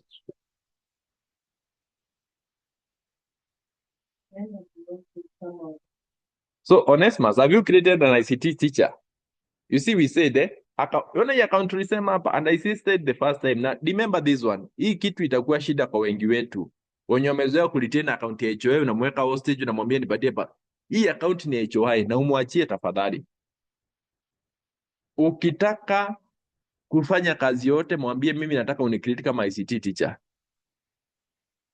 So, I hope all of us can be able to check on that. For those who are saying bad request, kindly refresh, especially kama unatumia browser moja. Browser moja zina contradicting. So let's try to refresh it. Let's remove the cookies from our machines. Then we refresh. Then we see. But most of the time is because of the what is it, the security and everything. For me, I think I have no challenge from where I am. But let's try to refresh. But remember, tumesema account ya shule hii ni HOI. Na tuachane nayo kabisa. When the moment una login unaona hapa kumeandikwa HOI, hiyo si account yako. Account yako unapaswa kuwa umelogin. Ukilogin uone account yako imeandikwa hivi. ICT teacher hivi imeandikwa hapa. That's when you see you are quite okay. And remember, unatumia email tofauti, usitumie. Unajua wengine wetu tunafanya makosa. Una remember email ulitumia kuregister HOI, si ndio? Email yako ulitumia kuregister HOI, huwezi tumia email yako. Sasa kama hapa unaona what is there, let's see from the profile. Nishatumia email yangu hapa hii. I can't use the same email to register an ICT officer. I must use a different email. Email already, it is already in use. I can't use the same email. Si ndio?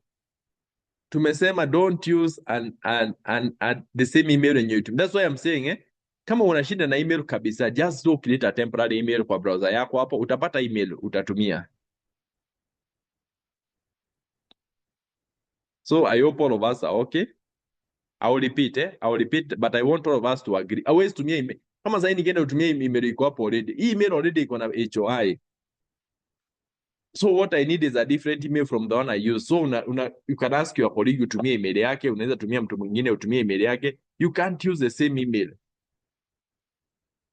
So I think most of us wanafanya hiyo makosa. They want now to create a teacher mwenye ako na email the same na HOI. HOI wako ulimcreate na email yako. So tafuta email nyingine hapo kando, ama ukienda kwa browser yake. Yeah? Ama ukienda kwa browser yako, enda hapa tu andika tu temporary. Hata ukiandika tu temporary.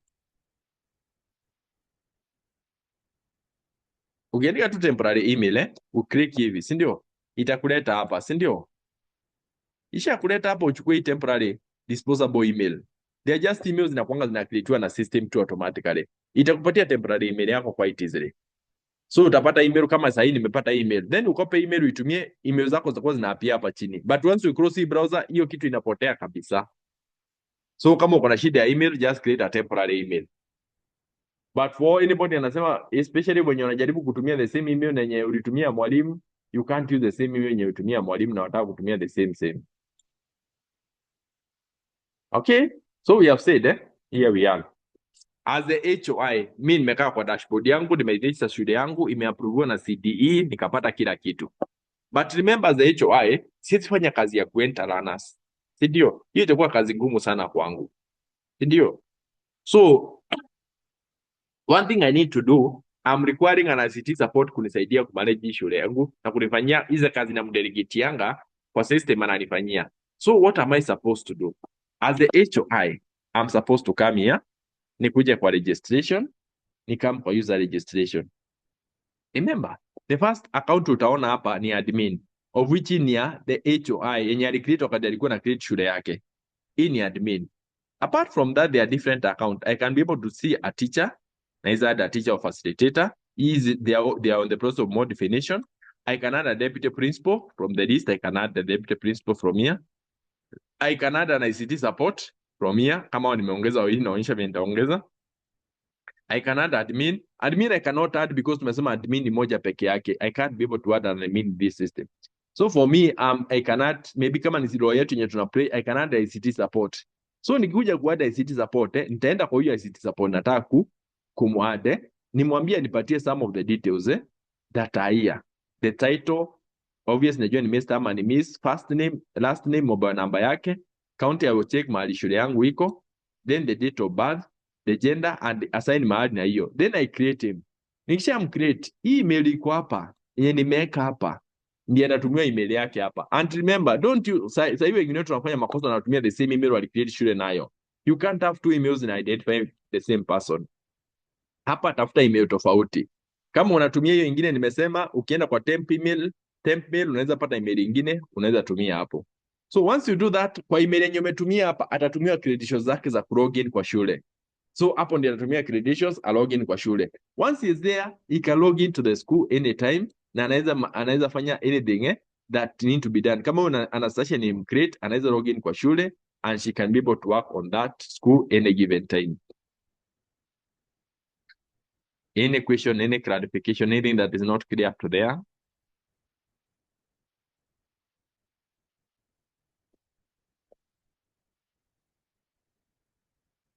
Swali, anybody who is not clear, anybody anakona swali?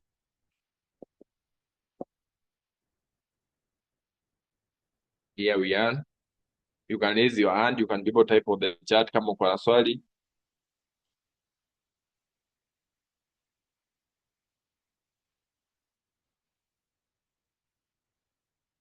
Remember, sasa tumecreate hizi support. Nitakuonyesha mahali tutakuwa tunafanya the different part of it. Assigning the roles. One of the things we said, for now, remember, a minute I look at your account ingine HOI. Remember, the moment niko HOI hapa, one of the ways of assigning roles, one of the moment nakuja hapa kwa roles. Let's start from here. The moment I choose to create you as a teacher, I create you as a deputy teacher, ama ICT support, ama ama others taongezewa hapa. Already na kuassign different roles.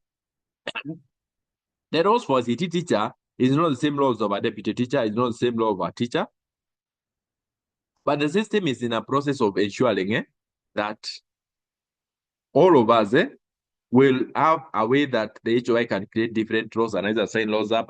This is in the process, but it's not yet there. So I hope all of us will be able to get that by that time. But for now, it's there.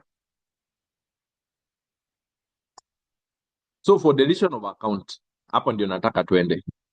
One thing we say that we can't delete an account. We can only inactivate the account. So here we are. Tuko hapa kwa ICT support. Ndio. Assuming Julius. Yes. Julius ama Anastasia. Anastasia ametransferiwa, si ndio? Na nataka kumdeactivate account yake. Ama imemaliza kazi yenye alikuwa afanya kwa system. I need to inactivate him this account.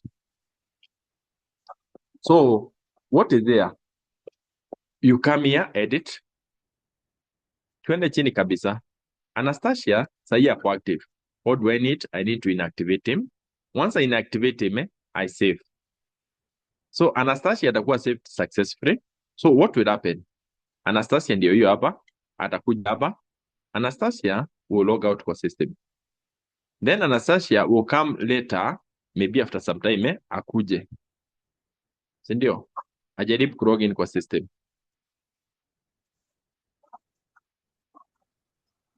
Then akuje hapa.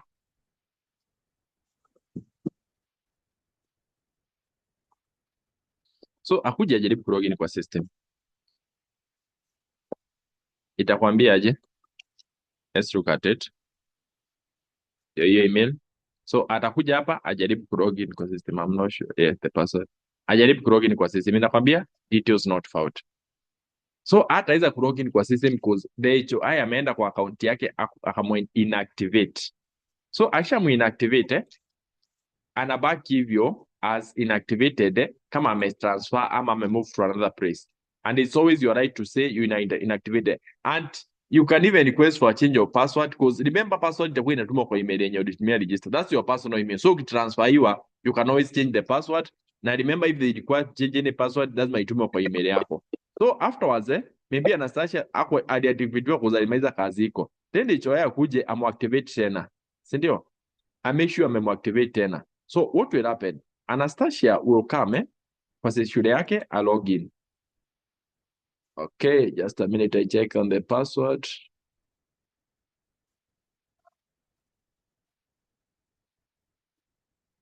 Kidogo tu.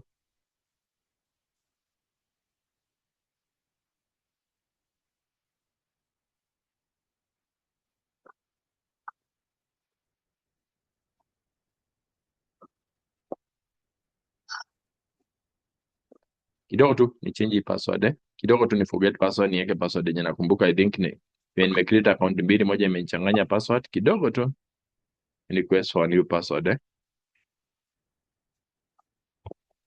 I think venye nimecreate account mbili, moja imenichanganya venye password nimeweka. Kidogo tu. So at the end of the day, you can inactivate the. So here we are, kidogo tu ilete password mpya.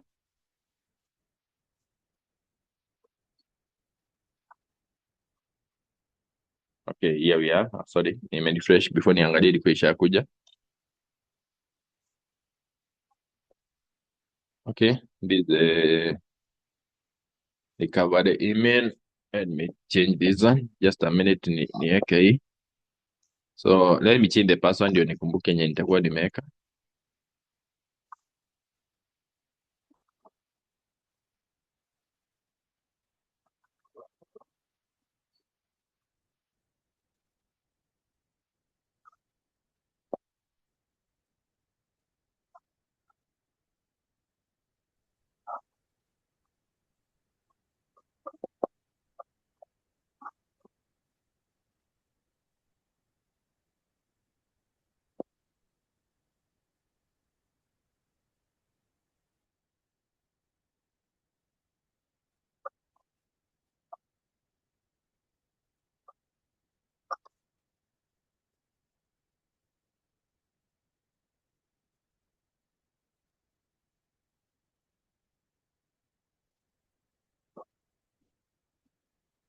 Okay.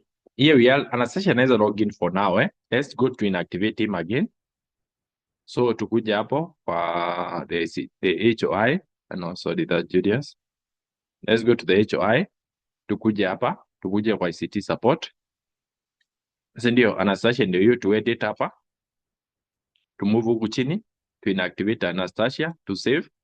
Tusha inactivate Anastasia.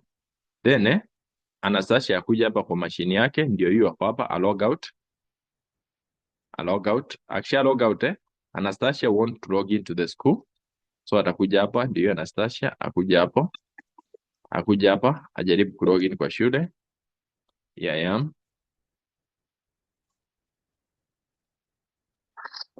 So nijaribu kulogin.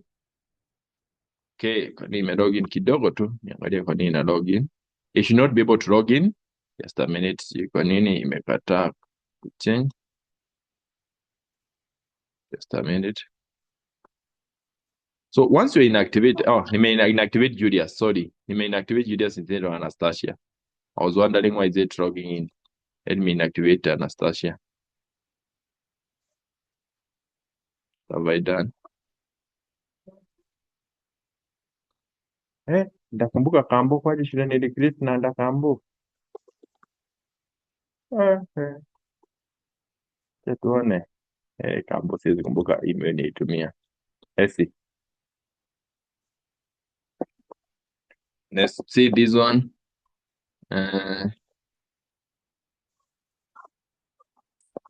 Hii labda nikumbuke password. I think I can. Let's see kama nitatumia password. Kambo siwezi kumbuka jina nilitumia kambo. Password. Sorry for that. I think zangu zimekuwa mingi sana shule. But at the end of the day, ukinactivate, the person who may inactivate, always anaweza kuwa aizi login. So let's see kama nitatumia password ya kureset hiyo kambo. So at the end of the day, as you are saying, no, here is later kambo. So as you are saying previously, when you inactivate any of the person, when you make create, always aizi login kwa system. I think I'll be able to show that. Ni venye hiyo shule sasa unajua ni create kwa temporary email, it becomes a very big challenge to me. So any questions or clarification up to there, but I've shown you can activate a person, you can activate him. Any question? Anybody wants any clarification to that?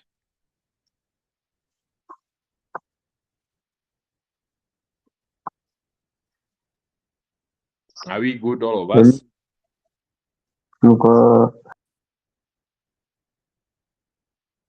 Are we good? Naona klasi imenyamaza tu. So, and that's the way you are supposed to manage the school. So, remember account yako ni account yako, account ya mwanafunzi, ni ya teacher ni account ya teacher. Don't mistake the two of them. So, always as you use them, ensure you use it as it is. So, always.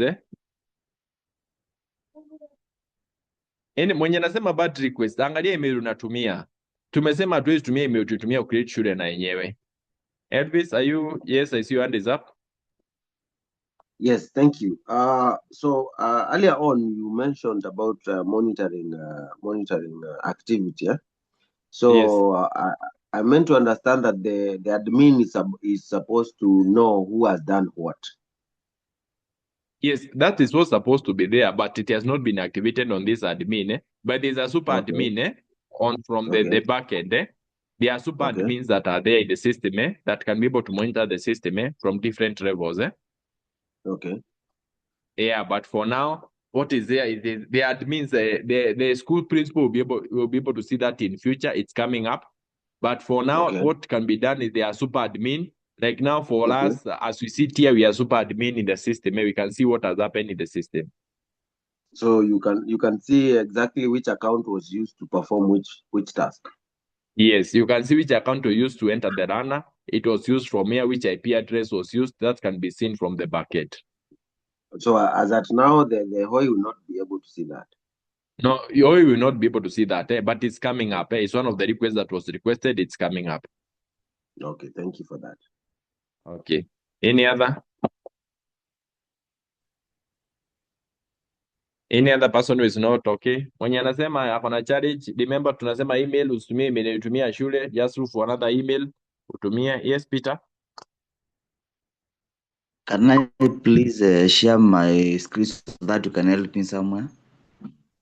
Let me stop sharing.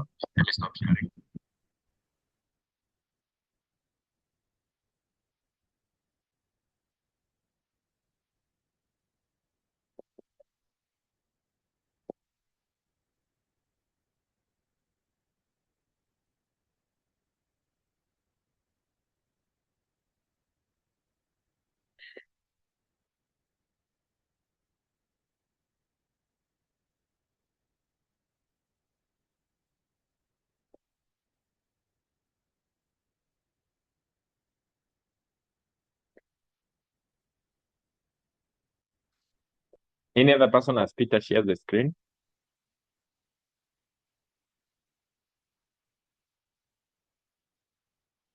Any other person mwenye ako na challenge?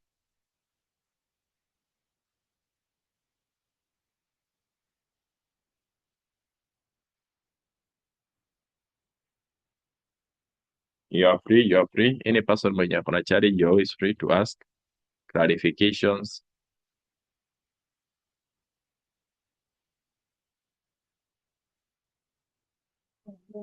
So I hope all of us are quite okay.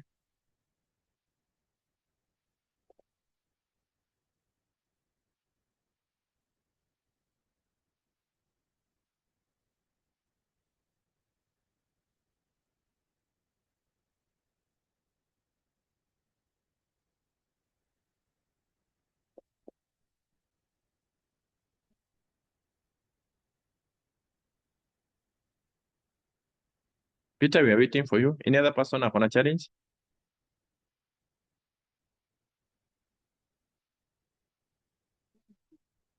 Peter, we are waiting for you to share the screen. Okay, I'm doing it. Okay. So I hope all the other members of the class have done it successfully and are doing quite okay.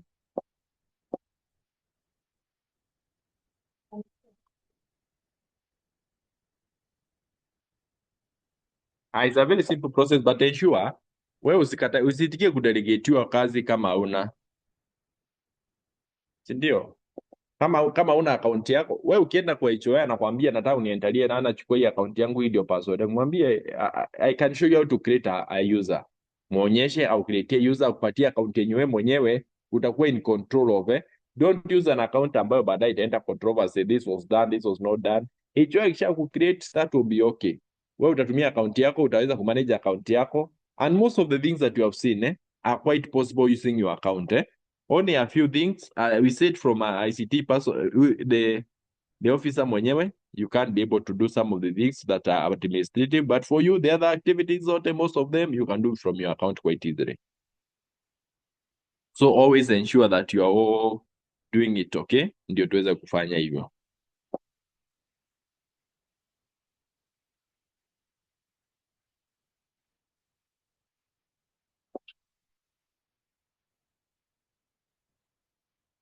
Peter, we are waiting for you. As we wait for Peter, any person mwenye ako na any challenge?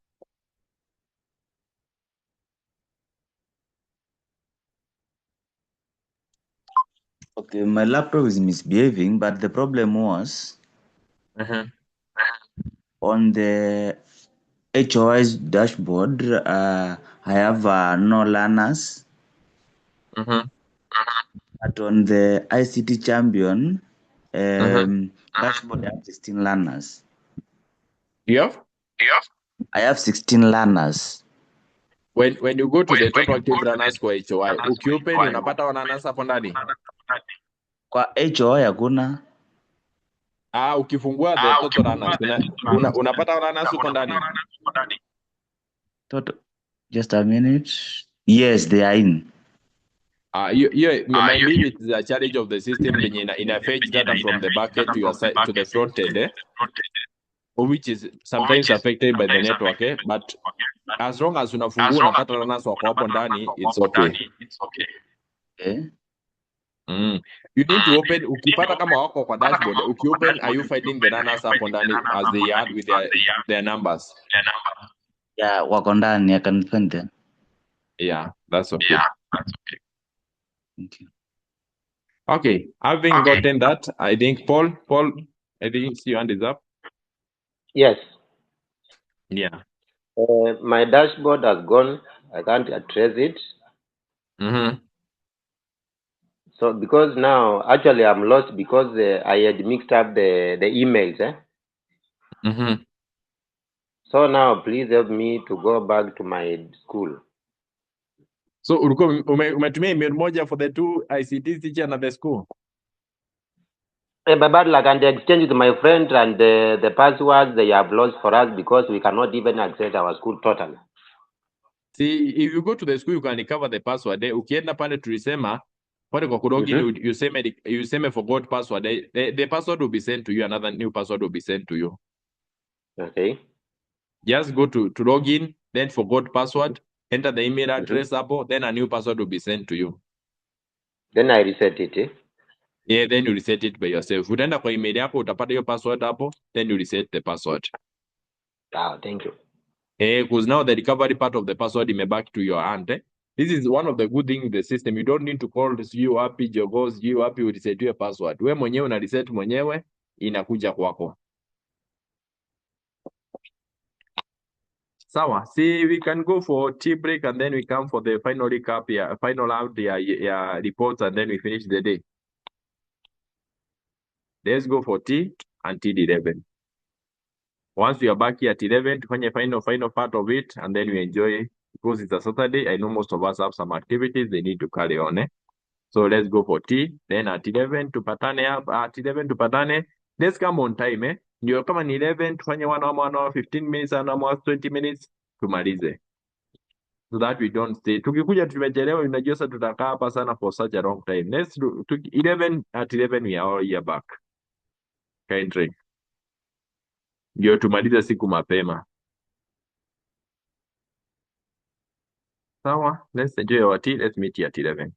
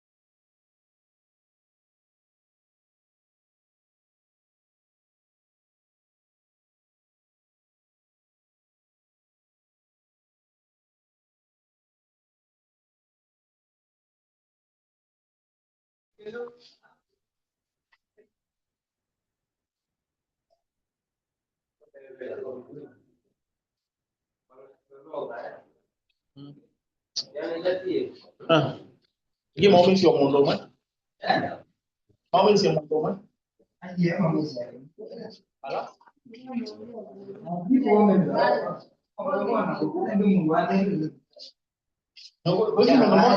Cái một món nào đâu.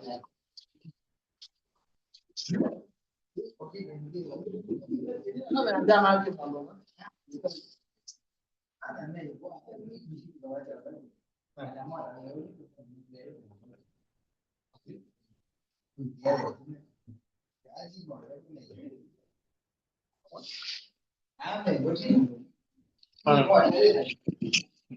Very well.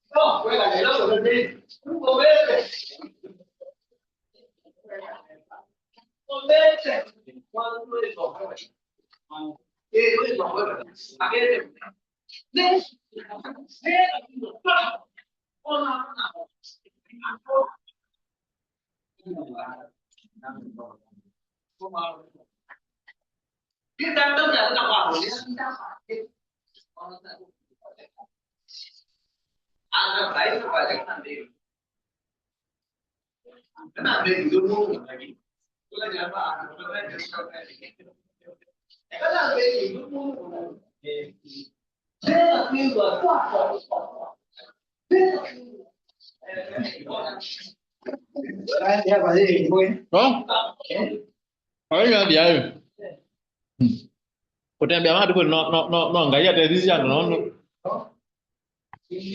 Mwende kida tembea akakwata ndo azua kapona mota.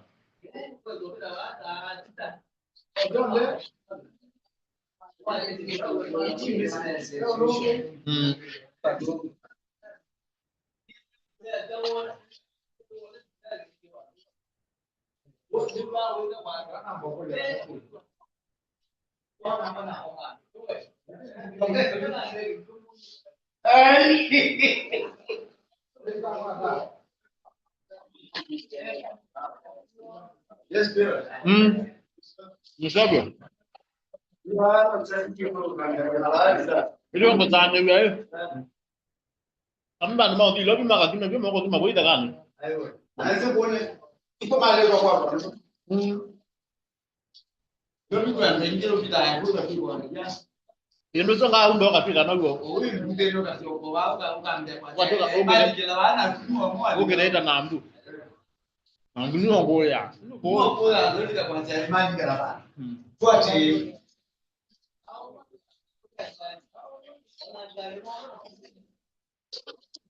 Jangan melaku.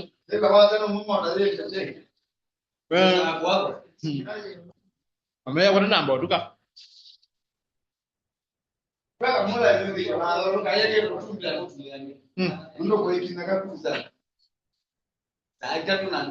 Ambil apa sokon?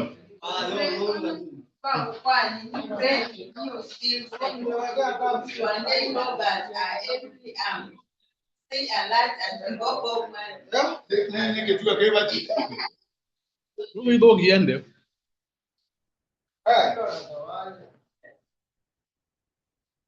Samuel. You know what? What banyak ya ini gua mah. Tahu. Banyak ini gua. Ada kau? Ini orang luar ni.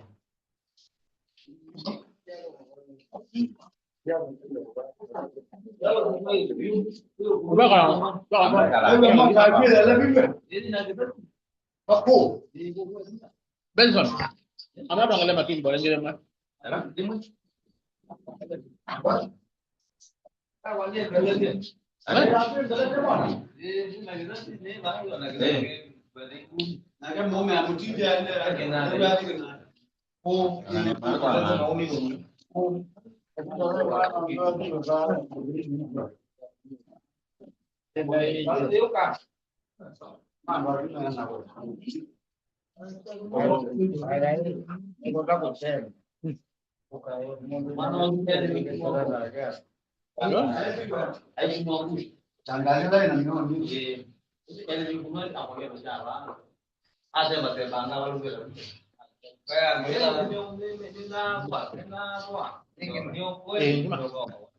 Coba ini enggak coba. Ini enggak dulu.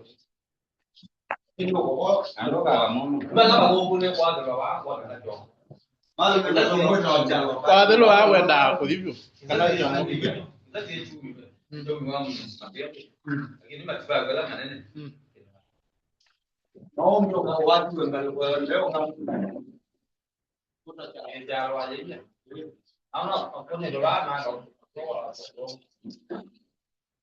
ndio wana Mombasa Road ndio ya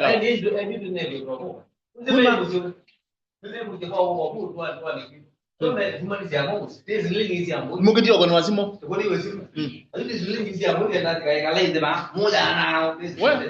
kumbe anu mena zila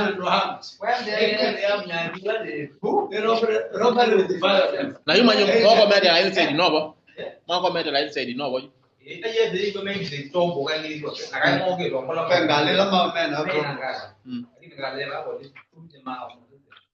Asa hizo mo kia mao, mede da mao, bala majida ngaka.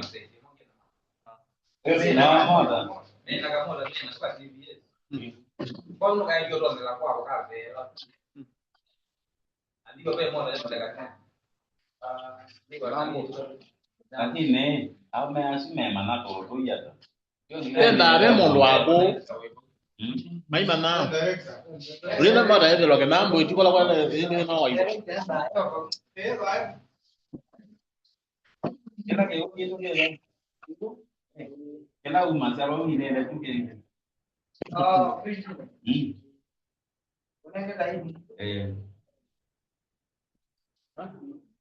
Ambe yo ya ngat.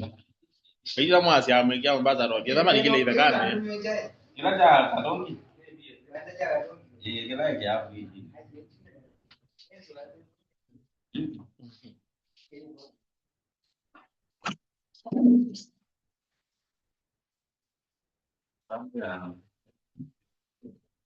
Bueno, kalau memang boleh. Na wandi mzee kwa kuma kata kuma. Kwa vya bahati. Kalau iwa isio na ba ya lazima na ba me telele. Ina tio ma ba ma. Oju ana ndo madela dai. Mbona vya nona ndo asu. Nona laini na. Wow. Mkulio swi le imeta wake na ba ba ile ngel na pie. Alama be de langa de levi da dengo ba iwe ile ngone. Ama na ba ngalia Joshua. You know, we are no more you. Yo na mbi ya ba do kusia. Na cheni choka. Una kwa jora uka. Una ni sebesa.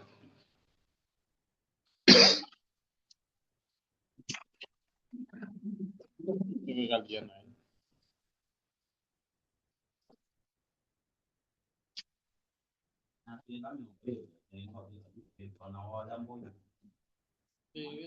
Cái bắt đi.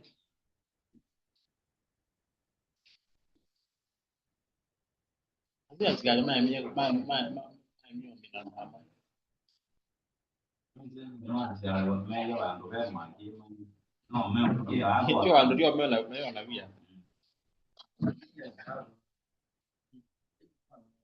Noi mi abbiamo e basta. Mi abbiamo e basta.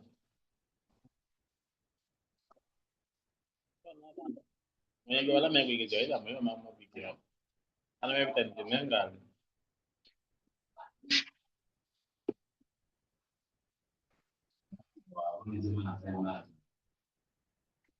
Allora non me non me ma via vita. Come mamma. Mamma ona me bidita ile zidio hapa kwa nini hivi. Hizi ndio da magari ndio ndo mtu haya. Prime man.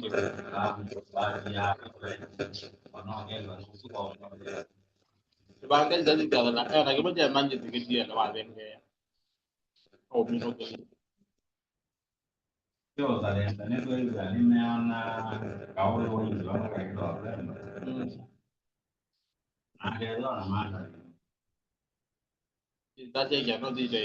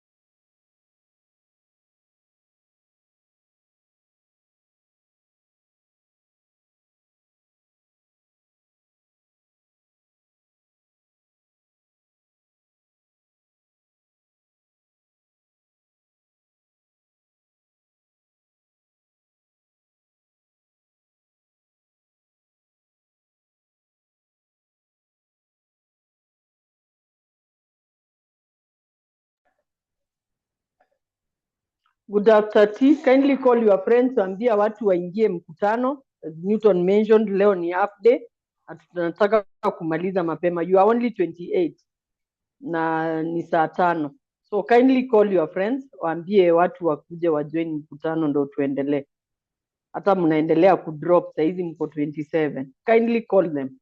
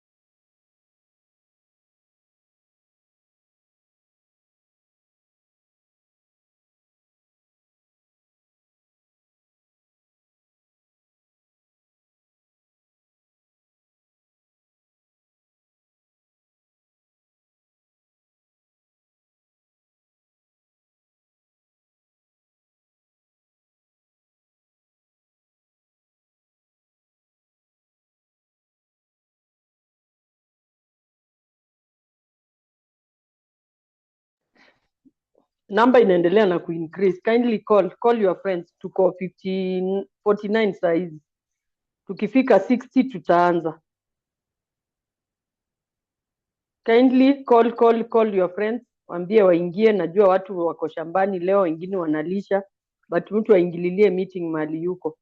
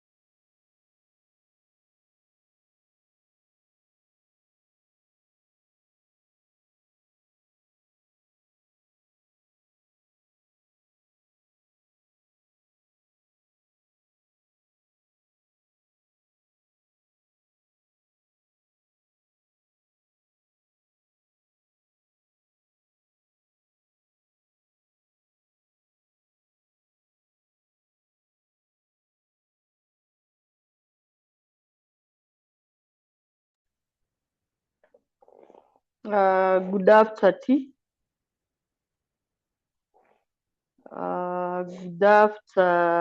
Good after tea. Watu wako salama, watu wako kwa hii meeting kweli. Are you there? Yes, Yeah, of course yes. yes, we are. Tuko kabisa. Mko? Yeah. Tupo. Sana sana sana. Tupo. Mnangoja tumalize hii maneno. Kabisa. Finishing in style. Tuko hapo.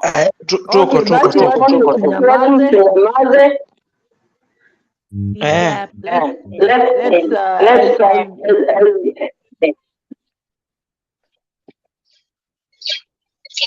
Tuko kwa meeting. Tupo. Yeah, present. Yeah.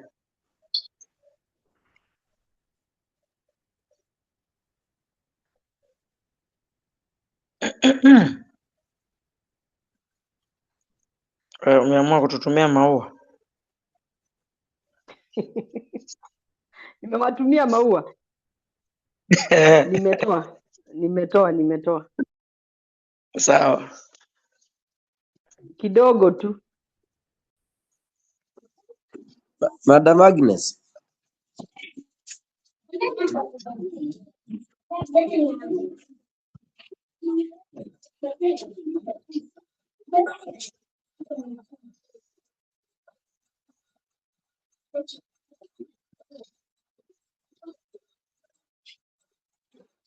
Tokeni nje.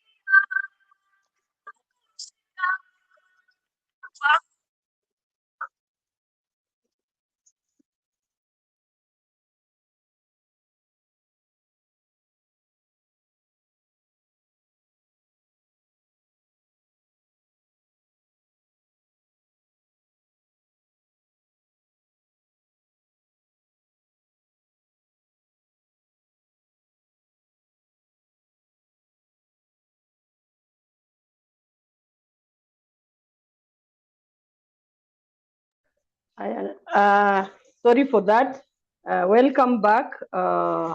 Newton ali mentioned that tutafanya report module. This is going to be our last module before tufanye way forward. So from the participants, mnaweza tu sema, why do we need a report? As a school, tukisha enroll watoto, why do we need a report? What are the principles of a good report? What is a good report? By a show of hands, ama watu andike kwa chat. What is the importance of a report? Why do we need report? That now tumefanya, onboard the institution, add learners, create accounts the users. Why do we need a report?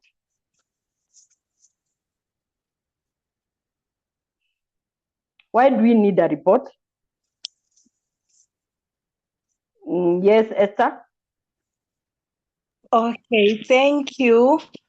We might need a report for one to perhaps track the performance, to support the decision making, perhaps to keep records, such.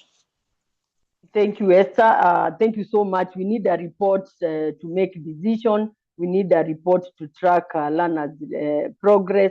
We need a report to know how many students that we have. What else? What else? Report inaweza tusaidia mambo mingi. Joan Dunda.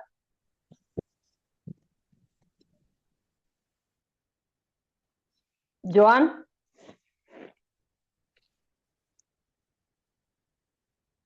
Joan, why do we need a report? A report will help us also monitor the trends in a specific school as well as a region. Yes, the trends. You know, as Newton mentioned, if every region has different trends, kuna reason as to why our children watatoka shule, kuna why ours wanakuja shule wakiwa wamechelewa, very different from the coast, from Nairobi and other region. We need a report so that we can monitor those trends. Thank you very much. Bernard?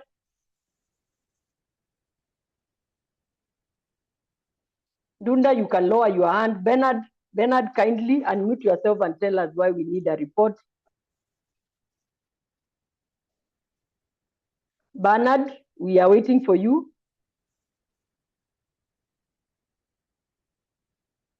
Bernard is unable, maybe akona challenge kidogo. That is why we need a report. And again, kuna format ya okay, Bernard, can you unmute yourself and tell us why we need a report? Bernard hata amepotea sasa. Let's go to the format. Tuliona jana tulipoenda kwa learners, you can download the reports. So what are the formats? What are the formats that we can use to have a good report and present our report? Just mention.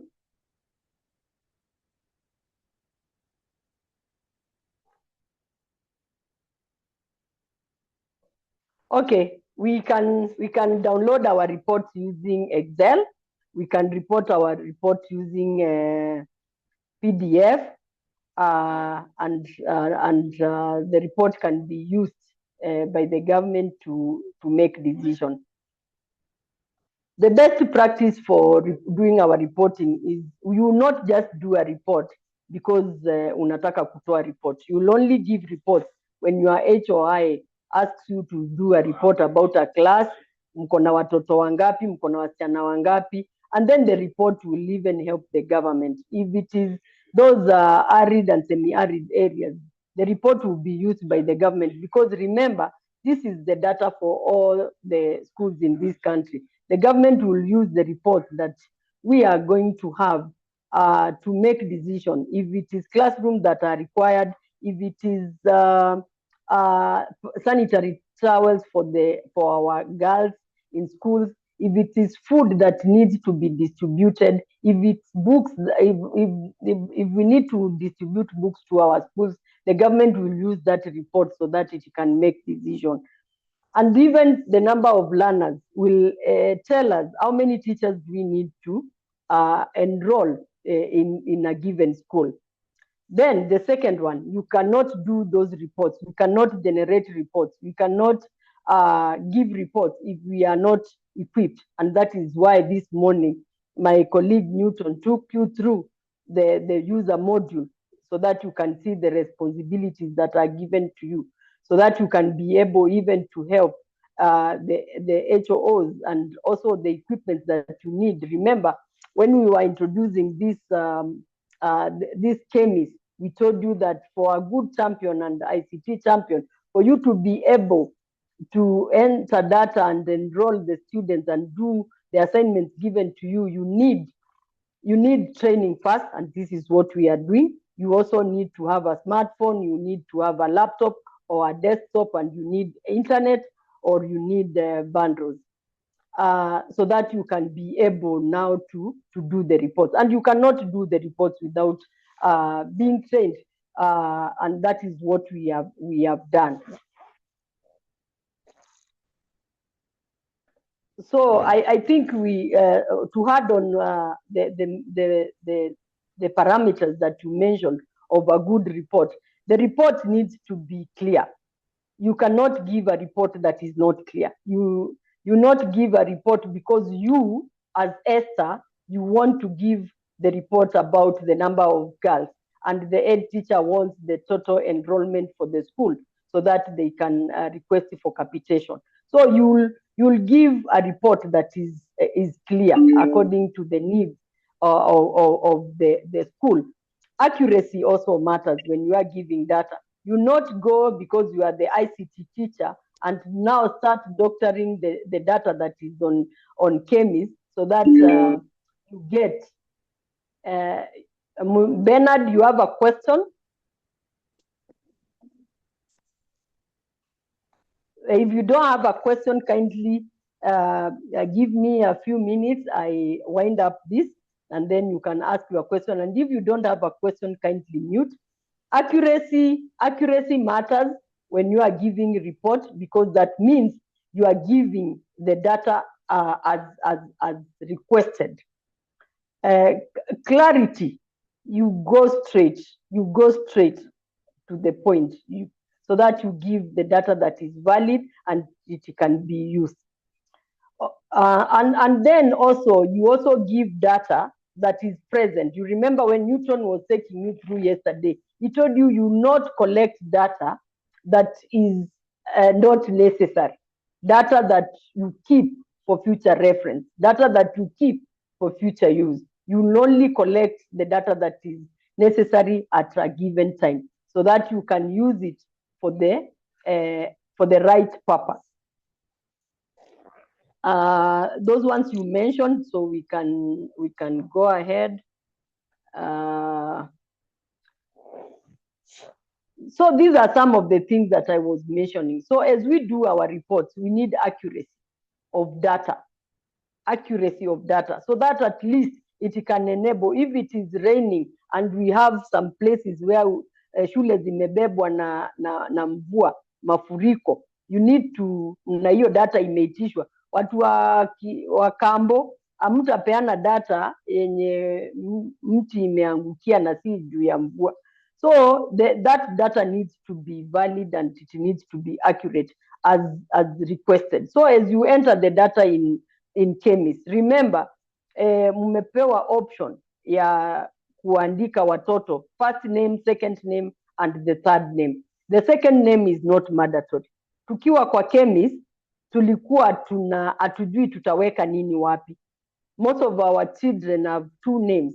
So ulikuwa unapata because you don't see the third name, we decide for our children, wacha huyu ni muite Agnes Kelly wa Matolo because I only have Agnes James.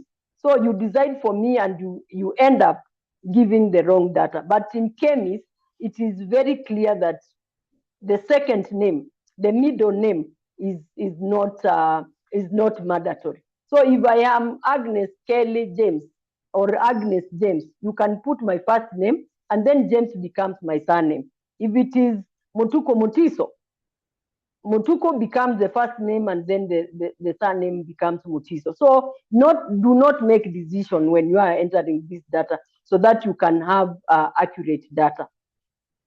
Completeness of data. If you are being asked for data for second term, you need to give that data. Usiongeze data ya watoto wengine, tuseme you have lesser number in second term and you want more capitation. Kindly give the data as required. Timeliness, the same applies to date. Constancy of data provided. Consistency of the data provided. Consistency is key. Consistency is key because we don't need to keep, hatutaki kuweka data kwa gallery. Then the mode of presentation. Mode of presentation, it is going to be either you download the data on Excel or you download the data on PDF. And remember, on Excel, we said that you can even add some columns whereby you as a class teacher, you can use that data. Unaweza weka some columns alafu uongeze ikue kama ndo inakusaidia to enter the attendance of the class. I don't know whether there is any question mpaka hapo about the report. If we have questions, because the next session is practicals, and I'll ask my colleague Newton to take you through that. Reporting is not a big module, but we need to take you through so that we can all understand. Is there any question back up about reporting module? Any question? Kuna swali? Keeping quiet means hakuna maswali, na leo tunajua ni Saturday, maybe watu wanataka kwenda. So I beg to stop there and ask my colleague Newton. Okay, there is a question, Esther. Let me stop sharing. Question, I'm just appreciating you. Oh, thank you so much, Esther. I want to hand over to, if we don't have any other questions, thank you so much. I want to hand this over to Newton so that he can take you through the practical part of it. Thank you so much.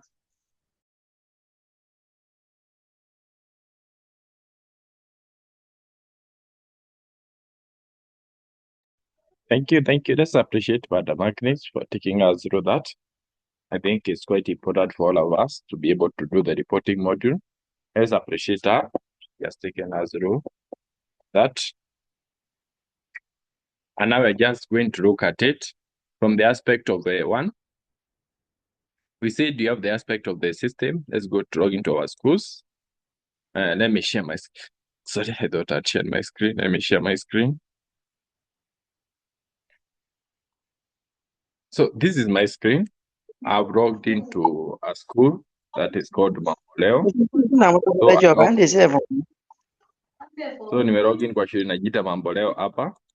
So from Mamboleo, Just kidogo tu ni mute mwenye nataka tusikie story yake kidogo hapa. Here we are from Mamboleo. We are here from our school that is called Mamboleo.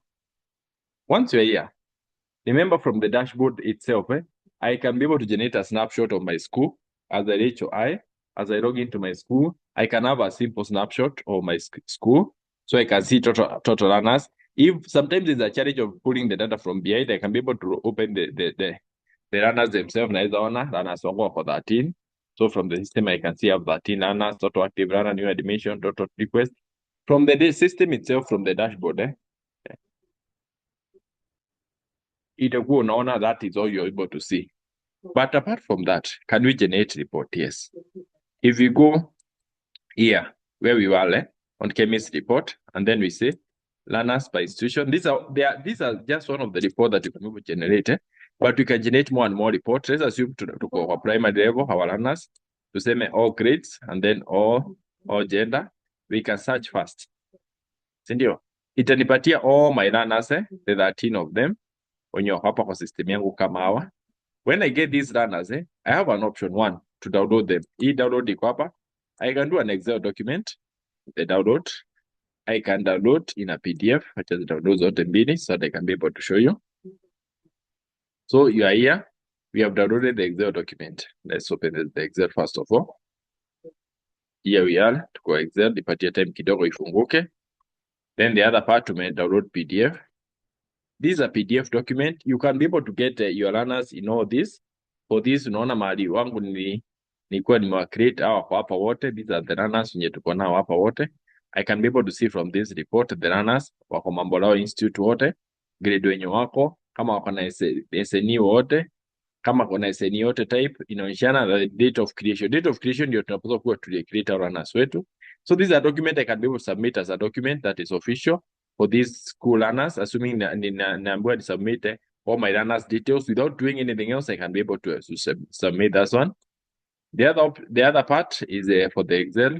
Kidogo, I don't know for nini Excel ifunguki ina take time kidogo tu. Here we are. This is an Excel document. Being an Excel document, being an Excel document, here we are. We can see from this we have an Excel document yenye iko hapa. So from the Excel document, I can be able to see the same data. But the good thing with an Excel is whereby this Excel, I can be able to manipulate the Excel part of it. Assuming nimepata Excel yangu hivi, and I'm required by the person to assist me in creating something else. I can add a more column here. I know most of us knows how to manipulate an Excel. Naweza chukua hii data, ndio nikuja nayo hapa. As in, I don't need to input any data anymore. I can be able to use the data yenye nisha generate already, and I can be able to use kama hapa. So see, already I've got this one. Assuming I wanted to generate a checklist ya class, I just a small checklist for the class. I can be able to do that, and I can be able to do that. That can be able to be used. So it can be used for this, for the checklist for the class.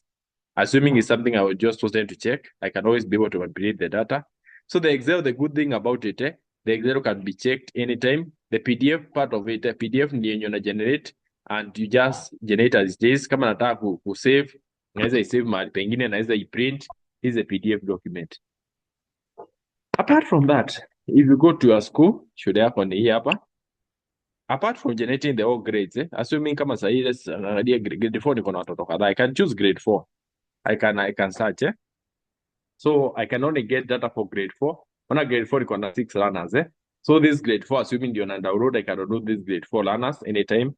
So I can be able to select the person who was saying you can select the different grades. I can be able to select here.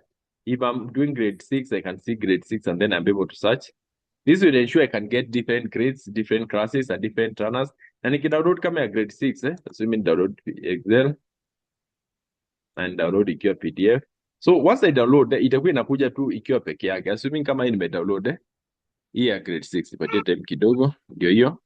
So hii itakuja hivyo, itakuwa grade 6 peke yake, itakuwa nisha download the learners for grade 6 peke yake. So this will ensure that naweza tumia my information to download the different classes. So nikiambiwa na HOI nimsaidie to generate some of these things, I don't need to go typing anymore. Because already watoto wako kwa system, I can use that system to download and generate different report. This report can be shared officially, naweza stamp ni share, naweza print niende ni sign, kama niko na hii signature naweza sign, and this will ensure that I get all the report that is needed for myself. So there are more reports that are coming. For now, they are just those reports for now, but there are more reports that are coming in. More reports will be coming in, but for now, these are the basic reports ziko kwa system.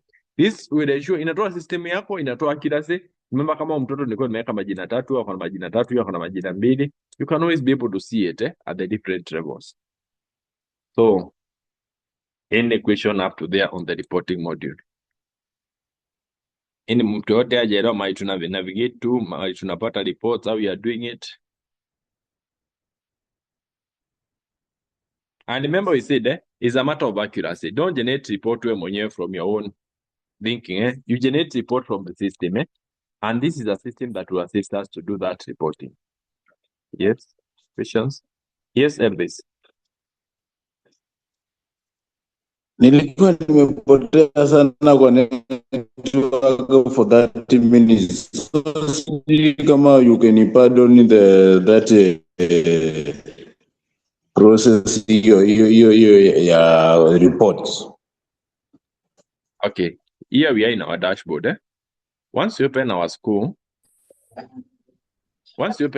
hapa, we see from our school hapa. There are several things we can see. Just a minute kidogo tu. So from this, you can see from the different perspective. From the dashboard itself, it gives you much aspect of your school. When you log in the morning or when you log in, this page inaweza kupatia about your school. It can give you the total active runner, total inactive runners, new admission. It can show you the total. So from the face of the school itself, it can give you anything that is pertaining the report. So we start from there. So once you do that, you are supposed to give yourself, you can generate different report.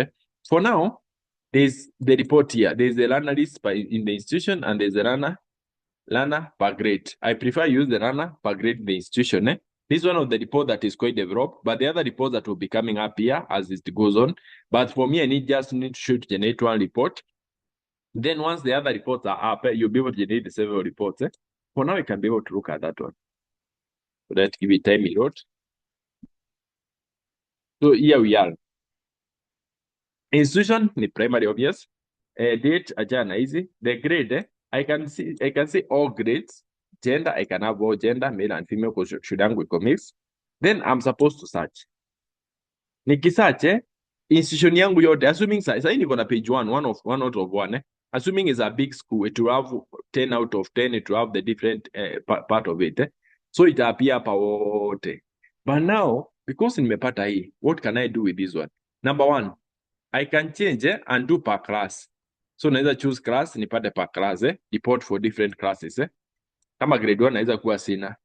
So here it display. So the different classes, I can do them and then I search for different classes. Number 2, in all of them, I can do the genders. Assuming I did just data for the female learners in my school, I can do all the learners details on the gender part of it. Then once I get this data, what can I be able to do? Number 1, I can be able to download this data in form of an Excel, in form of a PDF. So the good thing, having been able to generate the two of them in form of an Excel or in form of a PDF, will assist me in generating the correct data and be able to do PDF. Will assist you in 1. This PDF will assist that you can always be able to get. You can always be able to get data. Ya PDF, data PDF ni yenye unajuanga it's not editable, is kama venye imetoka kwa system ndio unaweza iko hapa. It has a timestamp kidogo, time iko off kidogo zia server yetu iko mbele kidogo, but it is there. It has a timestamp huku chini, and ndio hii unaweza generate report ya shule yako kwa it is there. Hii report yako unaweza print if you want to print it. You can be able to download to save it mahali pengine. Kama unatumia Google Drive, you can save it in a Google Drive. So hii ndio information ya PDF. Apart from that, when you may download, you can download it in form of an Excel.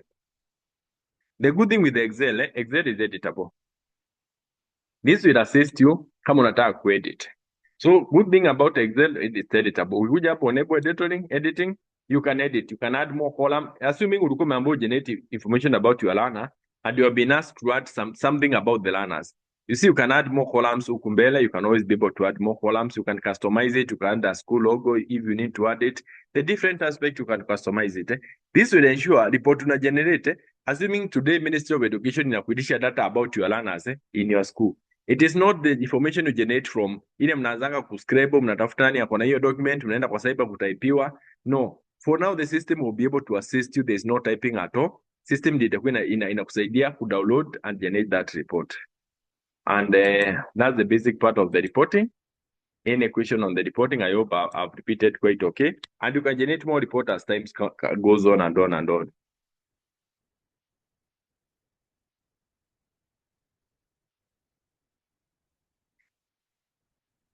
Any questions, any clarification? I'm still waiting for them.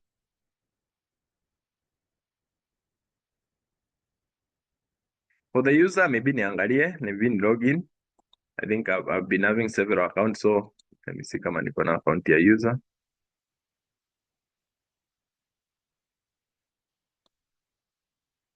Kama niko na account ya user, I'm not sure. Kama for now is itakataa kuza account ya user. Sina account ya user for now, but you can be able to check even from the user's account. But the user can be able to generate the report. I know for that, but you can be able to check. But they can be able to generate account reports even for users. It's not a matter of HOI peke yake. Anybody can be able to generate a report from the system. Anybody else with a question?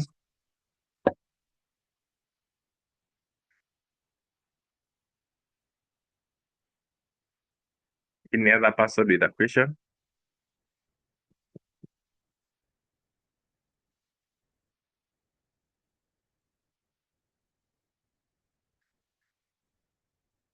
No. Am I audible? Am I nimenyamaza tu? Hakuna reaction, hakuna anything. Anybody with a question? Yes, John. Oh, you're okay?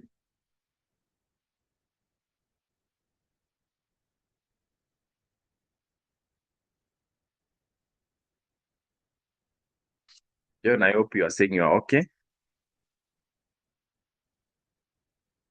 So apart from that, remember we said all the data yenye tunaenda kwa shule yetu inaenda kwa nani? Kwa wa superiors Let's see kama tunapata account moja ya superior. Chana na hiyo. All the data that we are here, we are generating from our system. We are getting it from here. We are taking it to our superiors. Our superior meaning hii data yote tumecreate kwa shule yetu. Ndio, hii data yote tuna create kwa shule yetu inaenda kwa nani? For the people who are with us So it goes to our to the CDE account, inaenda kwa CDE account, inaenda kwa CDE account. This to ensure that the data that we create ourselves is credible data. This is we don't create data that is not credible at all. So remember all this data we are creating inaenda to the ministry huko juu kabisa, so that all of us can be able to see that the data we are creating, assuming is addition that is made on the top, and we needed to make sure that the data is correct. So let's assume here we are. Let's assume we look at let's go to primary. We can know the grades, then we can search. So from here, assuming I wanted to see a school from all of us, and I be able to get a school. We can be able to get any school. Let's me look for a school. Then you go within myself. This is a school. You go Kibwezi East.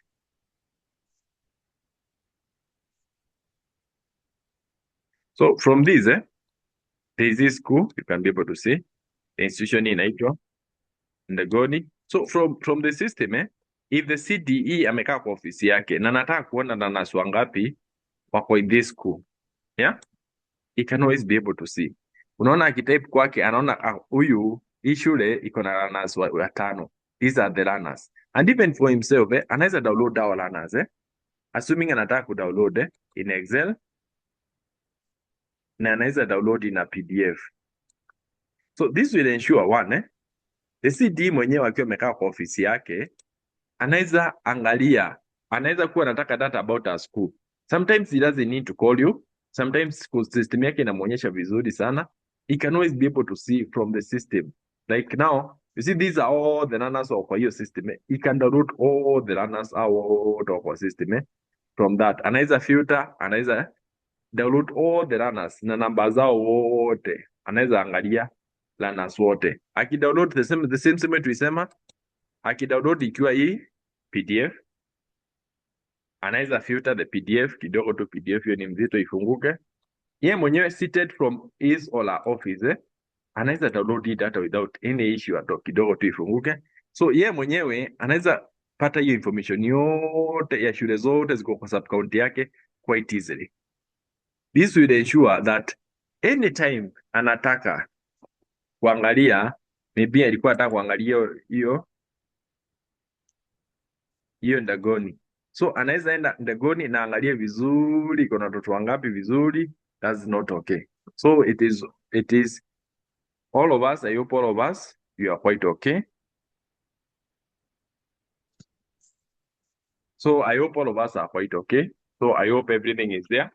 Number one, there's someone of us, what are the consequences of not failing to register learners? Number one, the ministry will not give resources. You as a teacher, you uko na consequences ya number one, you might be able to be redundant in that school because haina wanafunzi. So if the ministry assumes to transfer you because hamna wanafunzi, it is right. It can write to TSC and ask if you can be transferred because hiyo shule haina wanafunzi. Number two, there's no funding at all that will go to that school. Number three, you disadvantage the learners because learners cannot be transferred. Learners cannot move to other schools because you have not registered the learners.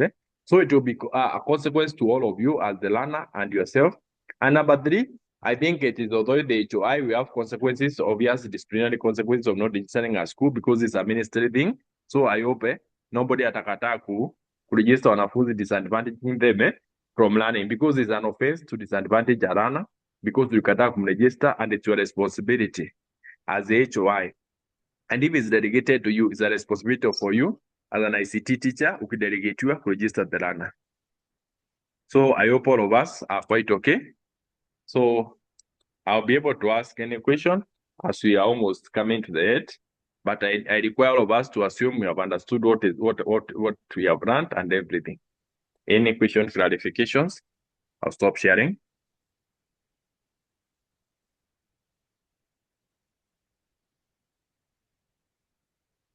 Okay, any questions, anything that is not clear? Okay. There are several things we need to finalize. I hope when you hakuna mwenye ameinua mkono, that's okay. First of all, I want honest feedback from the chat on how the training has been. Let's start from there. I want honest feedback from the chat, how the training has been. Let's start from there.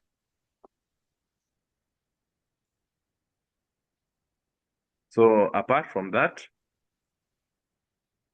I want an honest opinion on how the training has been. Give your honest opinion from there. As we do that, there is several. Let's see from there. There are two evaluations I require for you to do for me. So I require two evaluations for you to do from me. The end of course.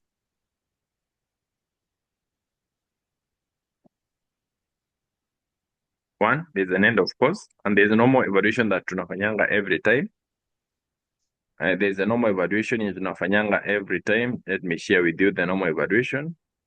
So there's a end of course.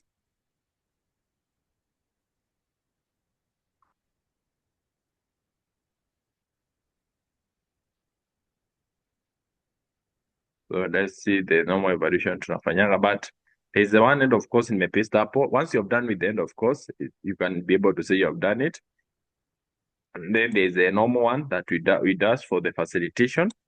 Kindly, let's evaluate those ones. We start from there. It's always good to give our superiors some feedback on how the training was.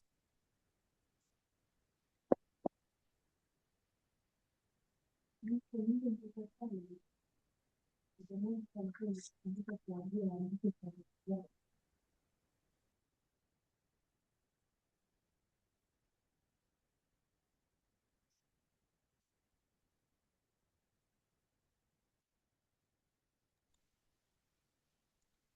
I hope we can do the evaluation as we put our comments from the chat. So I hope all of us can be able to do that. We need to ensure that we just know how we have done, how we have been faring in the training. That's the first thing. So as I wait for all of us, I just give ourselves some time.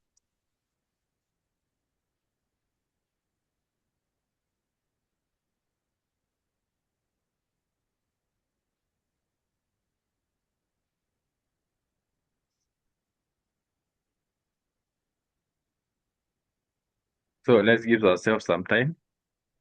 And as we do all that evaluation, give us our honest feedback from the chat so that we can be able to capture if it is we are quite okay and all of us are quite clear. Okay, let me give ourselves some 5 minutes to do that. Then I'll come back. I'll come back in a few so that we can go.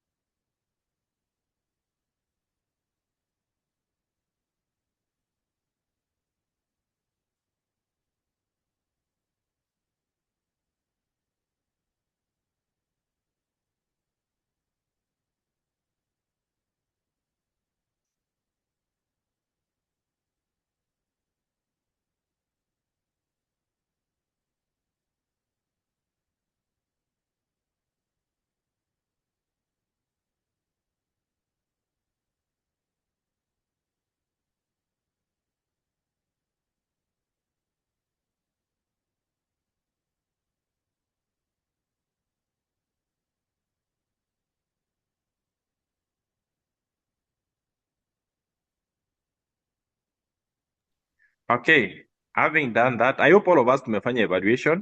I hope all of us tumefanya the two evaluation. All of us, you have done the two evaluation. I want to check, just ensure we have shared the two evaluation. And I hope as we said from the beginning, we are leaving nobody behind. Hakuna mtu ameachwa nyuma. Ensure we have done the two evaluations so that we just make sure we do it because this is what our superiors are looking at. Because remember, si tuko hapa chini, yes. But for the others, wako huko juu. So ensure we do the evaluation for all of us. This is to ensure that the honest feedback, kuna ingine haifiki kwetu. Kuna ingine inaenda huko juu, your honest feedback inakuja, inapatianwa so that you can be able to see. So you can be able to do the honest, the feedback is the first one, and of course, and then there's the one that we usually do on daily purposes. So there are two of them. Just let's do the evaluation. And then from there, once we give ourselves 3 minutes, I want everybody afanye evaluation. So I want everyone afanye evaluation so that we just ensure all of us, we make sure we have delivered what is there. Once we do that, in a few, I'm going to welcome my colleague, Agnes, to give us some closing remarks. And then I'll be able to give my closing remarks. Then you'll get some closing remarks from your side. I think we chose 2 people, Esther and Elvis. And then one who will be able to, I think I'll give a chance to 2 or 3 of you to give us some closing remarks, some remarks at the end of the training. Then we shall hear the CEO's closing remarks, and then we end with the word of prayer so that we can be able to close the meeting well. So for now, I hope I'm giving you time to go to the chat. There are two forms in my paste up for you to give those feedback on the 2 forms. You may paste up. So I hope all of us can be able to do that. And I hope we have learned a lot. It's a session that all of us could be empowered in different ways. As I said, we need to empower our teachers. We need to empower ourselves. Let's go learn, apart from the Ministry of Education policies, go to other areas that are affecting us. Let's go learn them. Let's ensure we have something for us to make relevance in our school, tuwe na kitu ya ICT. At least hata kama ni tamri ama ni weekly, tunafanya ka presentation ka ICT to empower our teachers. Ndio tukue relevance in a way. So let's ensure all of us are okay. So let's check on that. So for now, I welcome my colleague, Madam Agnes, to give us the takeaways. Once she gives us the takeaway, I'll be able to give a few of us for her to give us our feedback. Okay, Madam Agnes? Thank you, Newton. As we come to the end of our presentation and our facilitation, it has taken us 2 days and a half being with you, and we really appreciate. And without taking much of your time, these are the takeaways that we normally give at the end of the class. The takeaways will enable us and also empower us. So one of the takeaways is to ensure that you will be provided with adequate time for practice on the system. That is before we go live. The system is left open for you as you use training.kemis.go.ke. You can practice as much as you want. This is also to ensure a whole institutional approach in the implementation of Kemis. And you remember, it has been systematic. The HOIs were trained even before the champions, so it is systematic. Another point is the head of the institution, and I think this Newton has emphasized very much. The head of the institution is the official data handler at the institution level. Everyone else as institutional data is performing a delegated function under the Data Protection Act. So it is good. We know this from onset, that the head of the institution is going to be the administrator of the data in our institution. And if you violate this, you know this is, you'll be violating the Data Protection Act, and any action can be taken against you. I know in NEMIS, we were used to getting the credentials for our HOIs, and even some county directors and the sub-county directors to log into their accounts and do the assignments as delegated. But for this Kemis, everybody, there is user module whereby each and every person, depending on your level, if you are ICT champion, your role is well defined. So let us adhere to the user roles assigned to us so that we avoid getting into problem. The credibility and the validity of the data set in Kemis will depend on the quality of the data provided by the HOIs and the ICT champions. Remember, we've said capture the data the way it is. Don't go and make decisions for parents and their children. Mtoto ako na jina mbili, nitaongeza ya tatu. That is not your work. Use the birth certificate or the details as given by the parents. More modules will be deployed in the due course. As you know, we've just begun. We've not seen the module of the BASA, which will manage the finances for the school. We've not seen the infrastructure module, We've not seen core curriculum module. All these modules will come as we progress. And as Newton mentioned, system these days you do face by face. And we've started with the modules that we think are necessary, are most important as we continue. Not saying that the other modules are not important, but they will come as we continue to progress. And from the feedback that Kambo is going to give us from Makueni, how you want the system to look. After discussed and seen right to be included in the modules, it will. It's also good to ensure to provide official institutional details, not personal. Remember, we said the HOIs were taken through this training before you people. They were given instructions that we are no longer going to use our personal details, our personal information, whereby the teacher was giving their own mobile phone and email address. When they got on transfer, you find that we call people when we are on NEMIS and asking for any information about the school, mwalimu hata anakuambia aliretire. So we insist that you go and be champions and even take your HOIs through and make sure that they have registered an official email and they have a registered corporate line. That one depends on the location where you are. If Safaricom is the line that, I mean the network that people use, go Safaricom. If it is Airtel, go Airtel. If it is Telcom, go Telcom. We are not asking you to use any specified network. Then it is important to create communities of practice amongst ourselves as first line of support. When we started this training, we mentioned to you that it is important you create a WhatsApp group because you people from Kambo know one another, you know yourselves, and you can support one another. Si ati tukiwa kwa class, sisi zote tunamaliza tukiwa namba moja. And it doesn't mean that mimi kama Agnes nimemaliza nikiwa wa mwisho, nitakaa kwa hiyo position.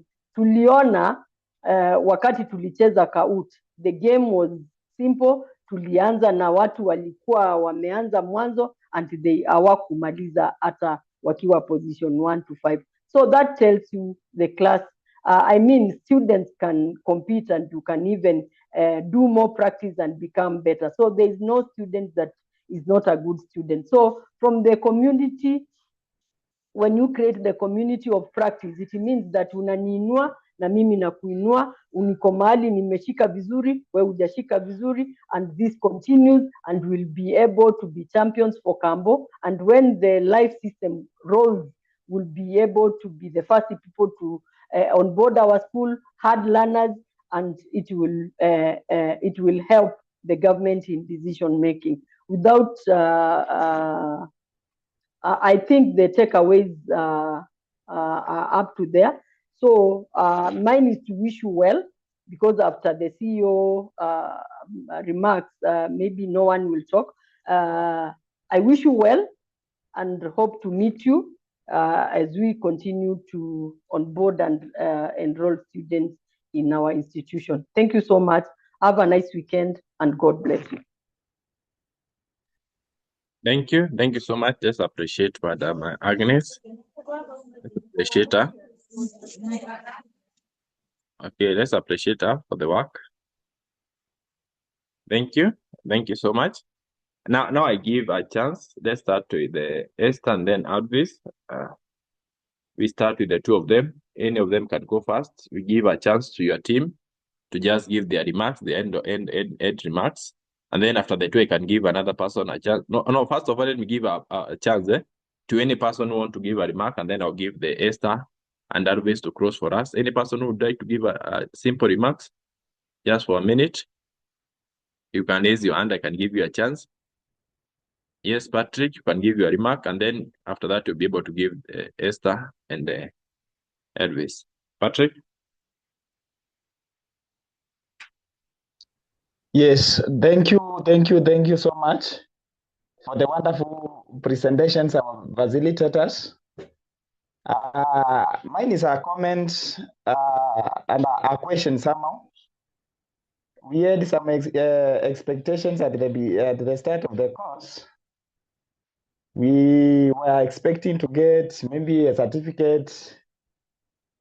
We are also waiting you tell us how we are going to get the certificates. And maybe as I terminate my comment, I had somehow a question.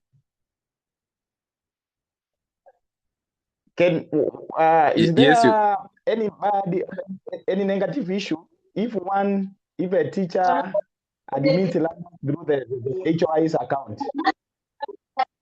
Yes. Thank you. Okay. I think that's okay. Any other person with another comment or compliment? Or any other question before we end? Nipatie Alvis, before I answer the question that will be there.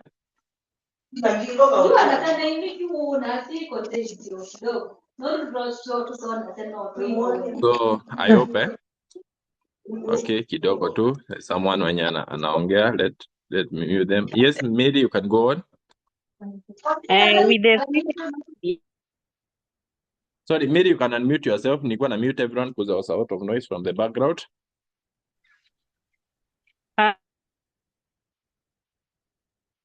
Yes, go on. I was asking this. Yeah.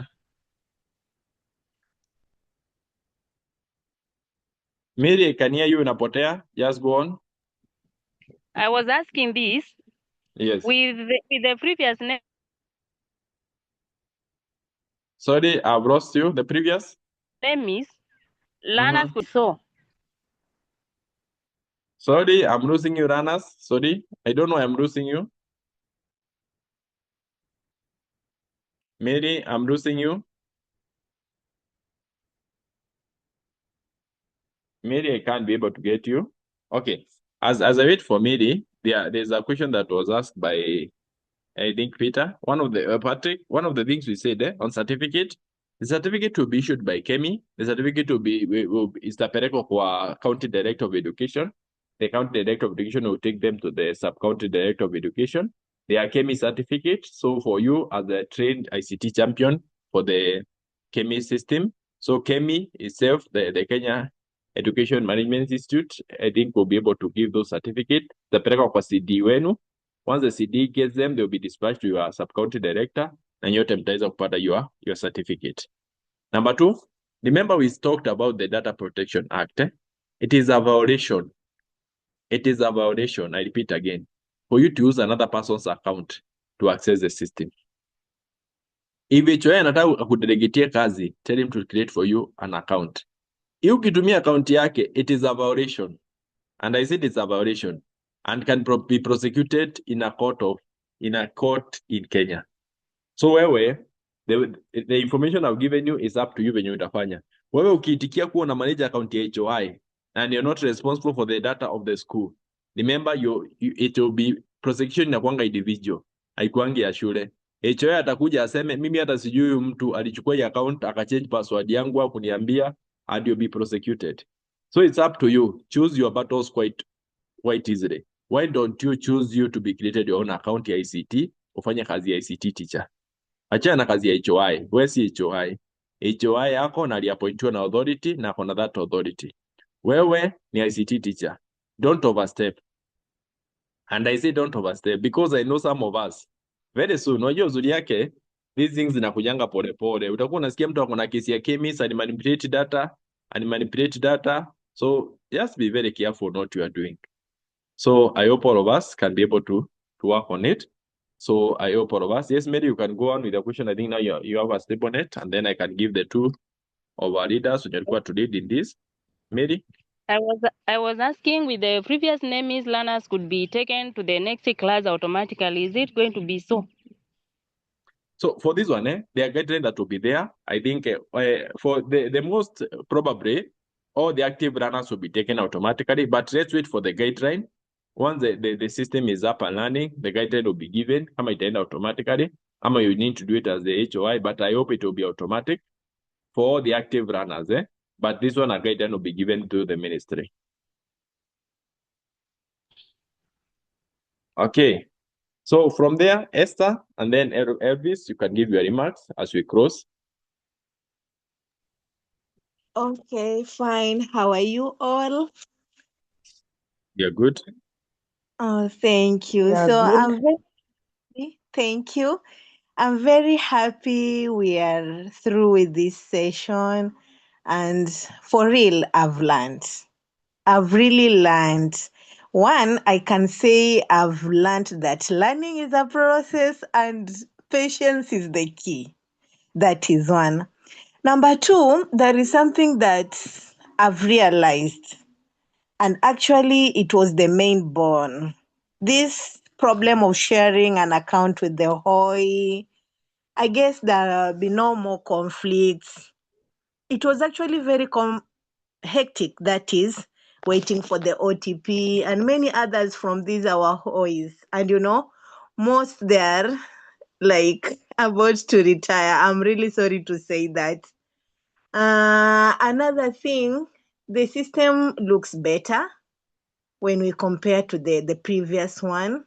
And actually, when we put more effort and that is when we practice more, since we have this, our imaginary schools, actually everything is going to be okay. And another thing I'll just wish to urge my colleagues that having a positive attitude towards technology, that one will enable us to navigate through the system confidently, and everything is going to be fine. Kambu, my sub-county, is a very good sub-county, and teachers here are very competent. I'm sure we can do it better and better. Thank you so much. Thank you. My appreciations to our trainers. They're the best. I've really learned a lot from them, especially Madam Agnes, Mr. Mbaye. Really, thank you. I really thank you. Thank you so much. Thank you so much, Esther. Elvis.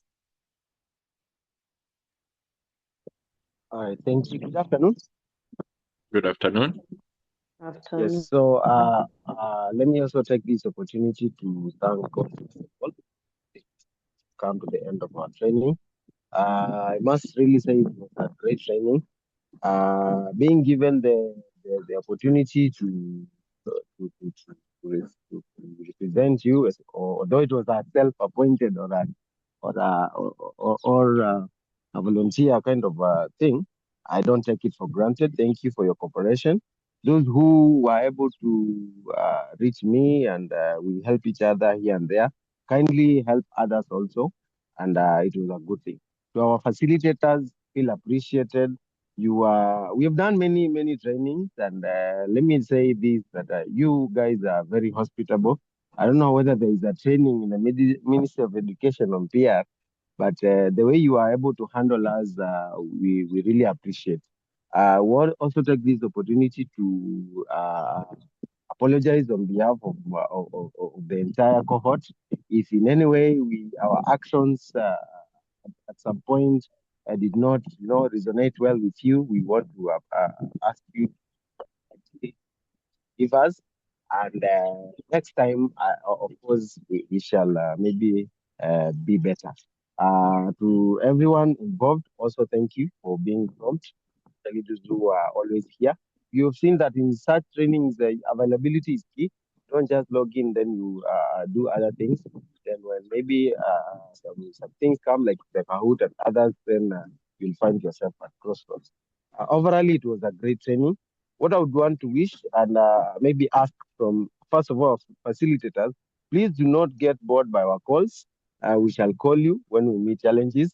Personally, I've interacted with so many ICT platforms, and this one has, let me say, I'll give it 90 out of 100.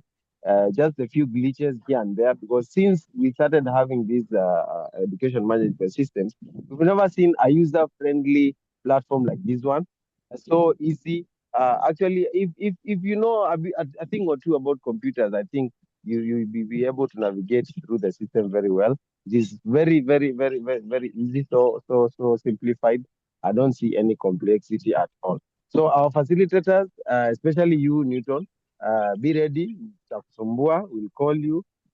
Maybe I'll ask my colleagues maybe the calling hours.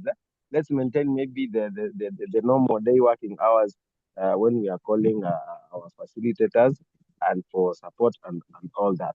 Then to the rest, my colleagues, we have that WhatsApp group there. I'll be posting the link here right now. Please let us interact there, and I'll ask kindly with the utmost humbleness and humility.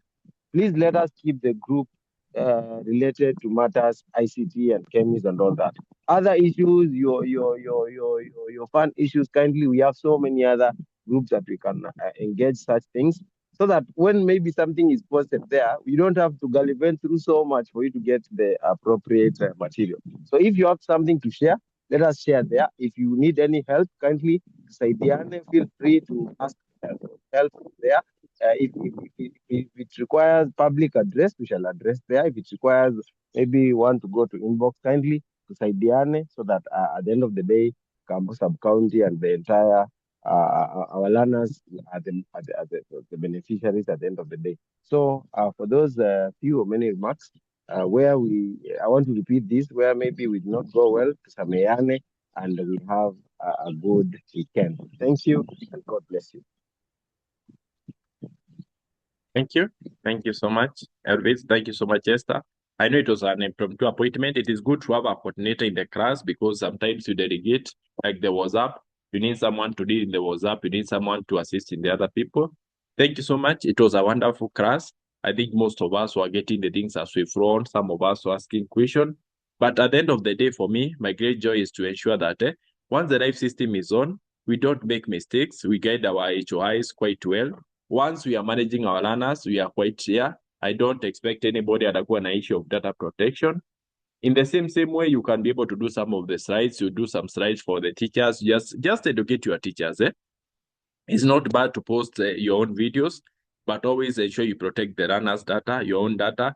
Even for your colleagues, before you post your colleague in any social media, just ensure you just ask them. Just ensure watu wenyewe mko nao, msiende kugombana mtu kuhusu post na maybe atakayepostiwa social media. Let's ensure we just coordinate. Remember, we are ICT. Some of the things that I like nowadays, people say ICT ni watu ICT. No, like now ICT is in education. ICT is coming to education. Nowadays you see, like now there's universities that are going online. There's Open University that is offering many degrees that are online. Unasoma online, unafanya exam online, but now that ICT. So I hope you can embrace this one. You can be able to work with everyone. You're able to create more ICT support. That is where we are going. We are not going back anymore. Some of these things that was napatikana ICT libraries and ICT books will be ICT. Nowadays, that we visit some of the schools, there are no physical libraries. Everything is going ICT. How are you prepared? As a ICT champion in your school, how are you engaging yourself in the knowledge, in updating yourself on the current trends on ICT, on the education sector? How will you be ready? Assuming the next cohort of maybe the county directors, the next cohort of sub-county directors, the next cohort of maybe ministry directors, they will require to be ICT expert. When the opportunity comes, will you be ready? Will you be ready as an ICT expert? Ama utakuwa unasema no, hatukuwa tume-expect itakuja very soon. The next 10 years, if you're not that good in ICT, you may lack a lot of jobs. So I hope all of us will be able to work together. It was good facilitating you. It was a great time that I facilitated you. We had a good time for all of us, that we enjoyed the time. And I hope you can be able to interact more and more. I'm just your neighbor here in Machakos County. So I'm just close here, so you'll be able to interact, especially if there are any issues on ICT from the ministry, from your side. I'll be able to support. Thank you so much. For now, I'm going to, let me just ask for some protocol kidogo.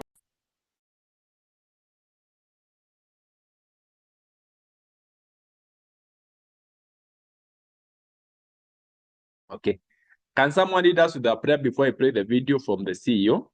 Someone to lead us with a prayer. Ndio niweze to play the video from the CEO. One of us to lead with a lot of prayer. Then I play the video from the CEO. All of us to listen on the closing remark from the CEO. Someone to pray for us.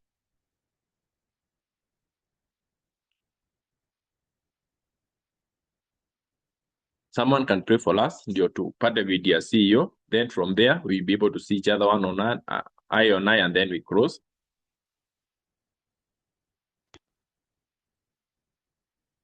A volunteer country, you can go on and pray. Okay, close your eyes, we pray. Father, in the name of Jesus Christ, we bless your name because you have been so good to us. For the last 3 days, we have been here undergoing a training. We have learned a lot. We want to thank you because of our facilitators. We want to thank you for all the ICT champions, for each and every one of us, for the knowledge that we have received. And we pray that, my Father and my God, you are going to enable us to use that knowledge to help our institutions and to become better and better in our workstations, King of all glory. For the rest of our days, we are praying that, my Father, you are going to give us your protection. You are going to cover our children with the blood of Jesus Christ. And we are going to be a blessing to our schools. We are going to be a blessing to our society. We are going to be a blessing to our nation. King of all glory, we pray that, my Father, you are going to shower our facilitators with your blessings. May we be able to operate under open heavens. King of all glory, we thank you, we honor you. And it is in Jesus' name that we pray and say, Amen. Amen. Amen. Amen. So I'm going to play the CEO's video. Amen. After that, I think you'll be able to see each other. You can open your camera. So first of all, let me play the CEO's opening, closing remarks. Then after which, you'll be able to see each other first. Just a minute, I stop sharing. This one. Just a minute, I play the CEO's video, okay?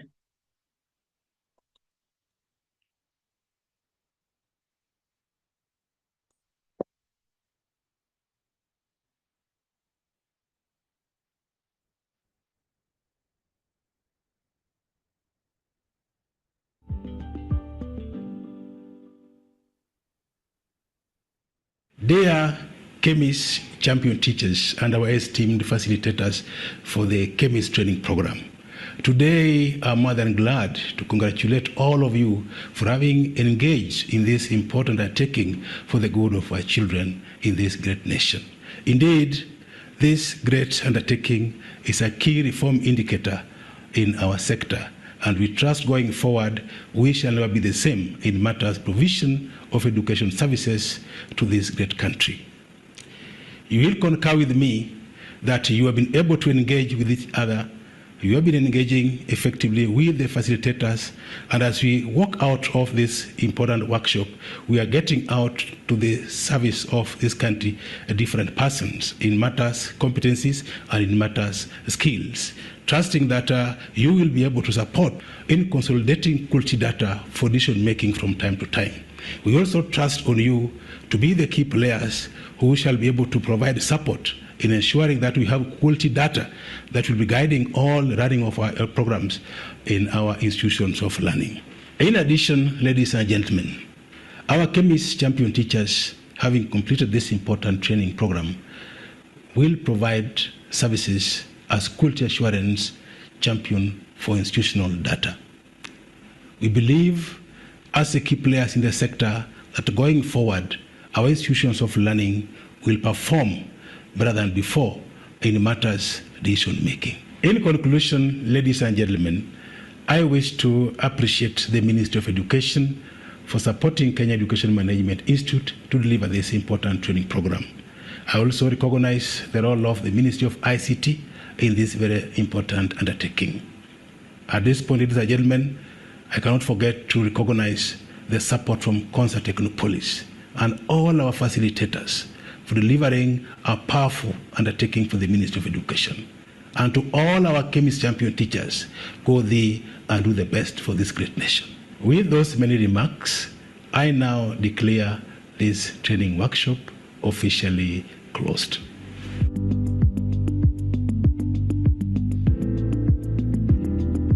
Let us appreciate the CEO, please.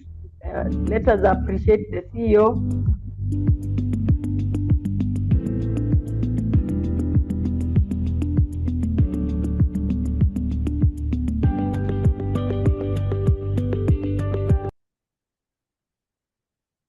Okay, thank you so much. I think we can be able to appreciate the CEO for those good remarks. And now I hope all of us are quite okay. We can be able to open our curtains. Wenye wanataka kufungua kamera tuonane. Wenye wanataka kusema kwaheri mahali huko. It's all good to be here. I think it has been a great time. Tumeonana. Wajua wengine tumeongea kwa nyuma ya kamera for such a long time. I hope all of us are okay. Goodbye. So it's good. In case Bye. of anything, you'll be at. So yeah, you can open your cameras. You can say kwaheri, all of us. I hope all of us are Bye. Kwaheri. yeah, you enjoy your weekend. You enjoy your weekend, and it was a great time having you here. Have a nice time and enjoy your weekend.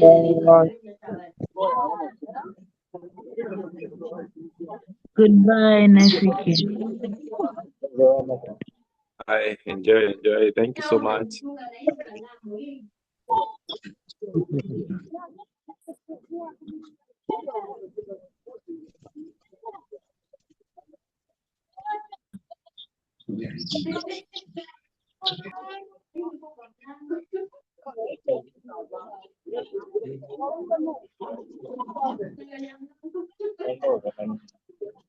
Elvis.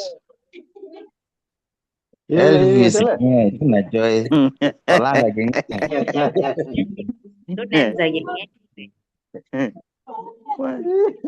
Elvis mona genge. watu ginge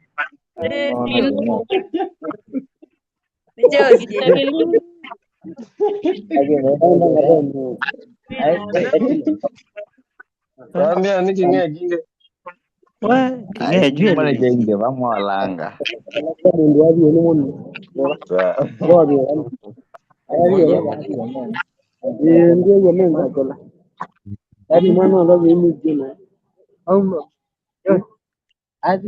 Tujoin WhatsApp group, tujoin WhatsApp group. Sawa. Ama mpungue training nyingine. Tuendelee.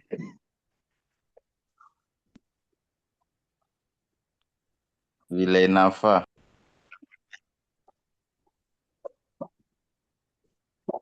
Steven Zila. Yeah, anakilinda.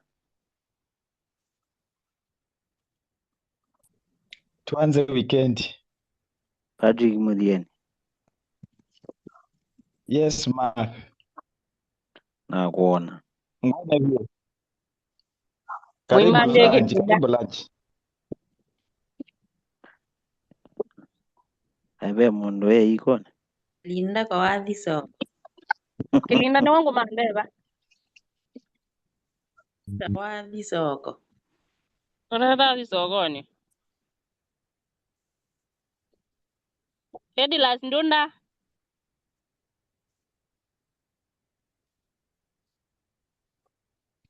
Langa iche moneke.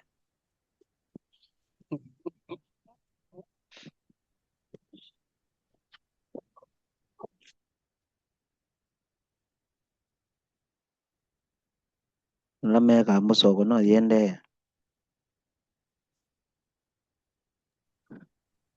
Ndaimuka buwenzo. Komete. Kana mutio soko ya gambo.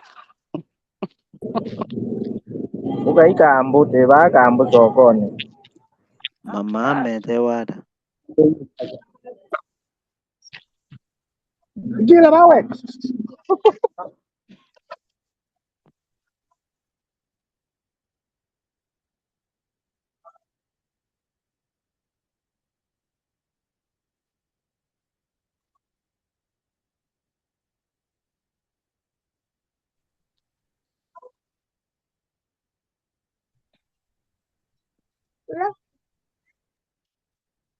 Eric.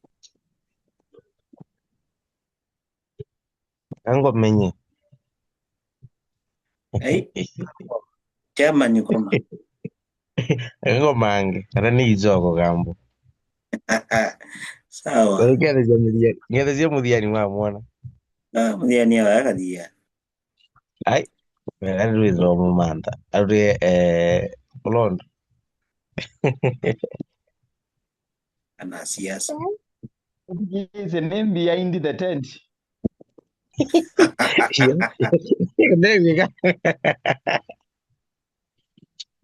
Ni sawasawa jamani, ulaungi. Sawa. Komawe.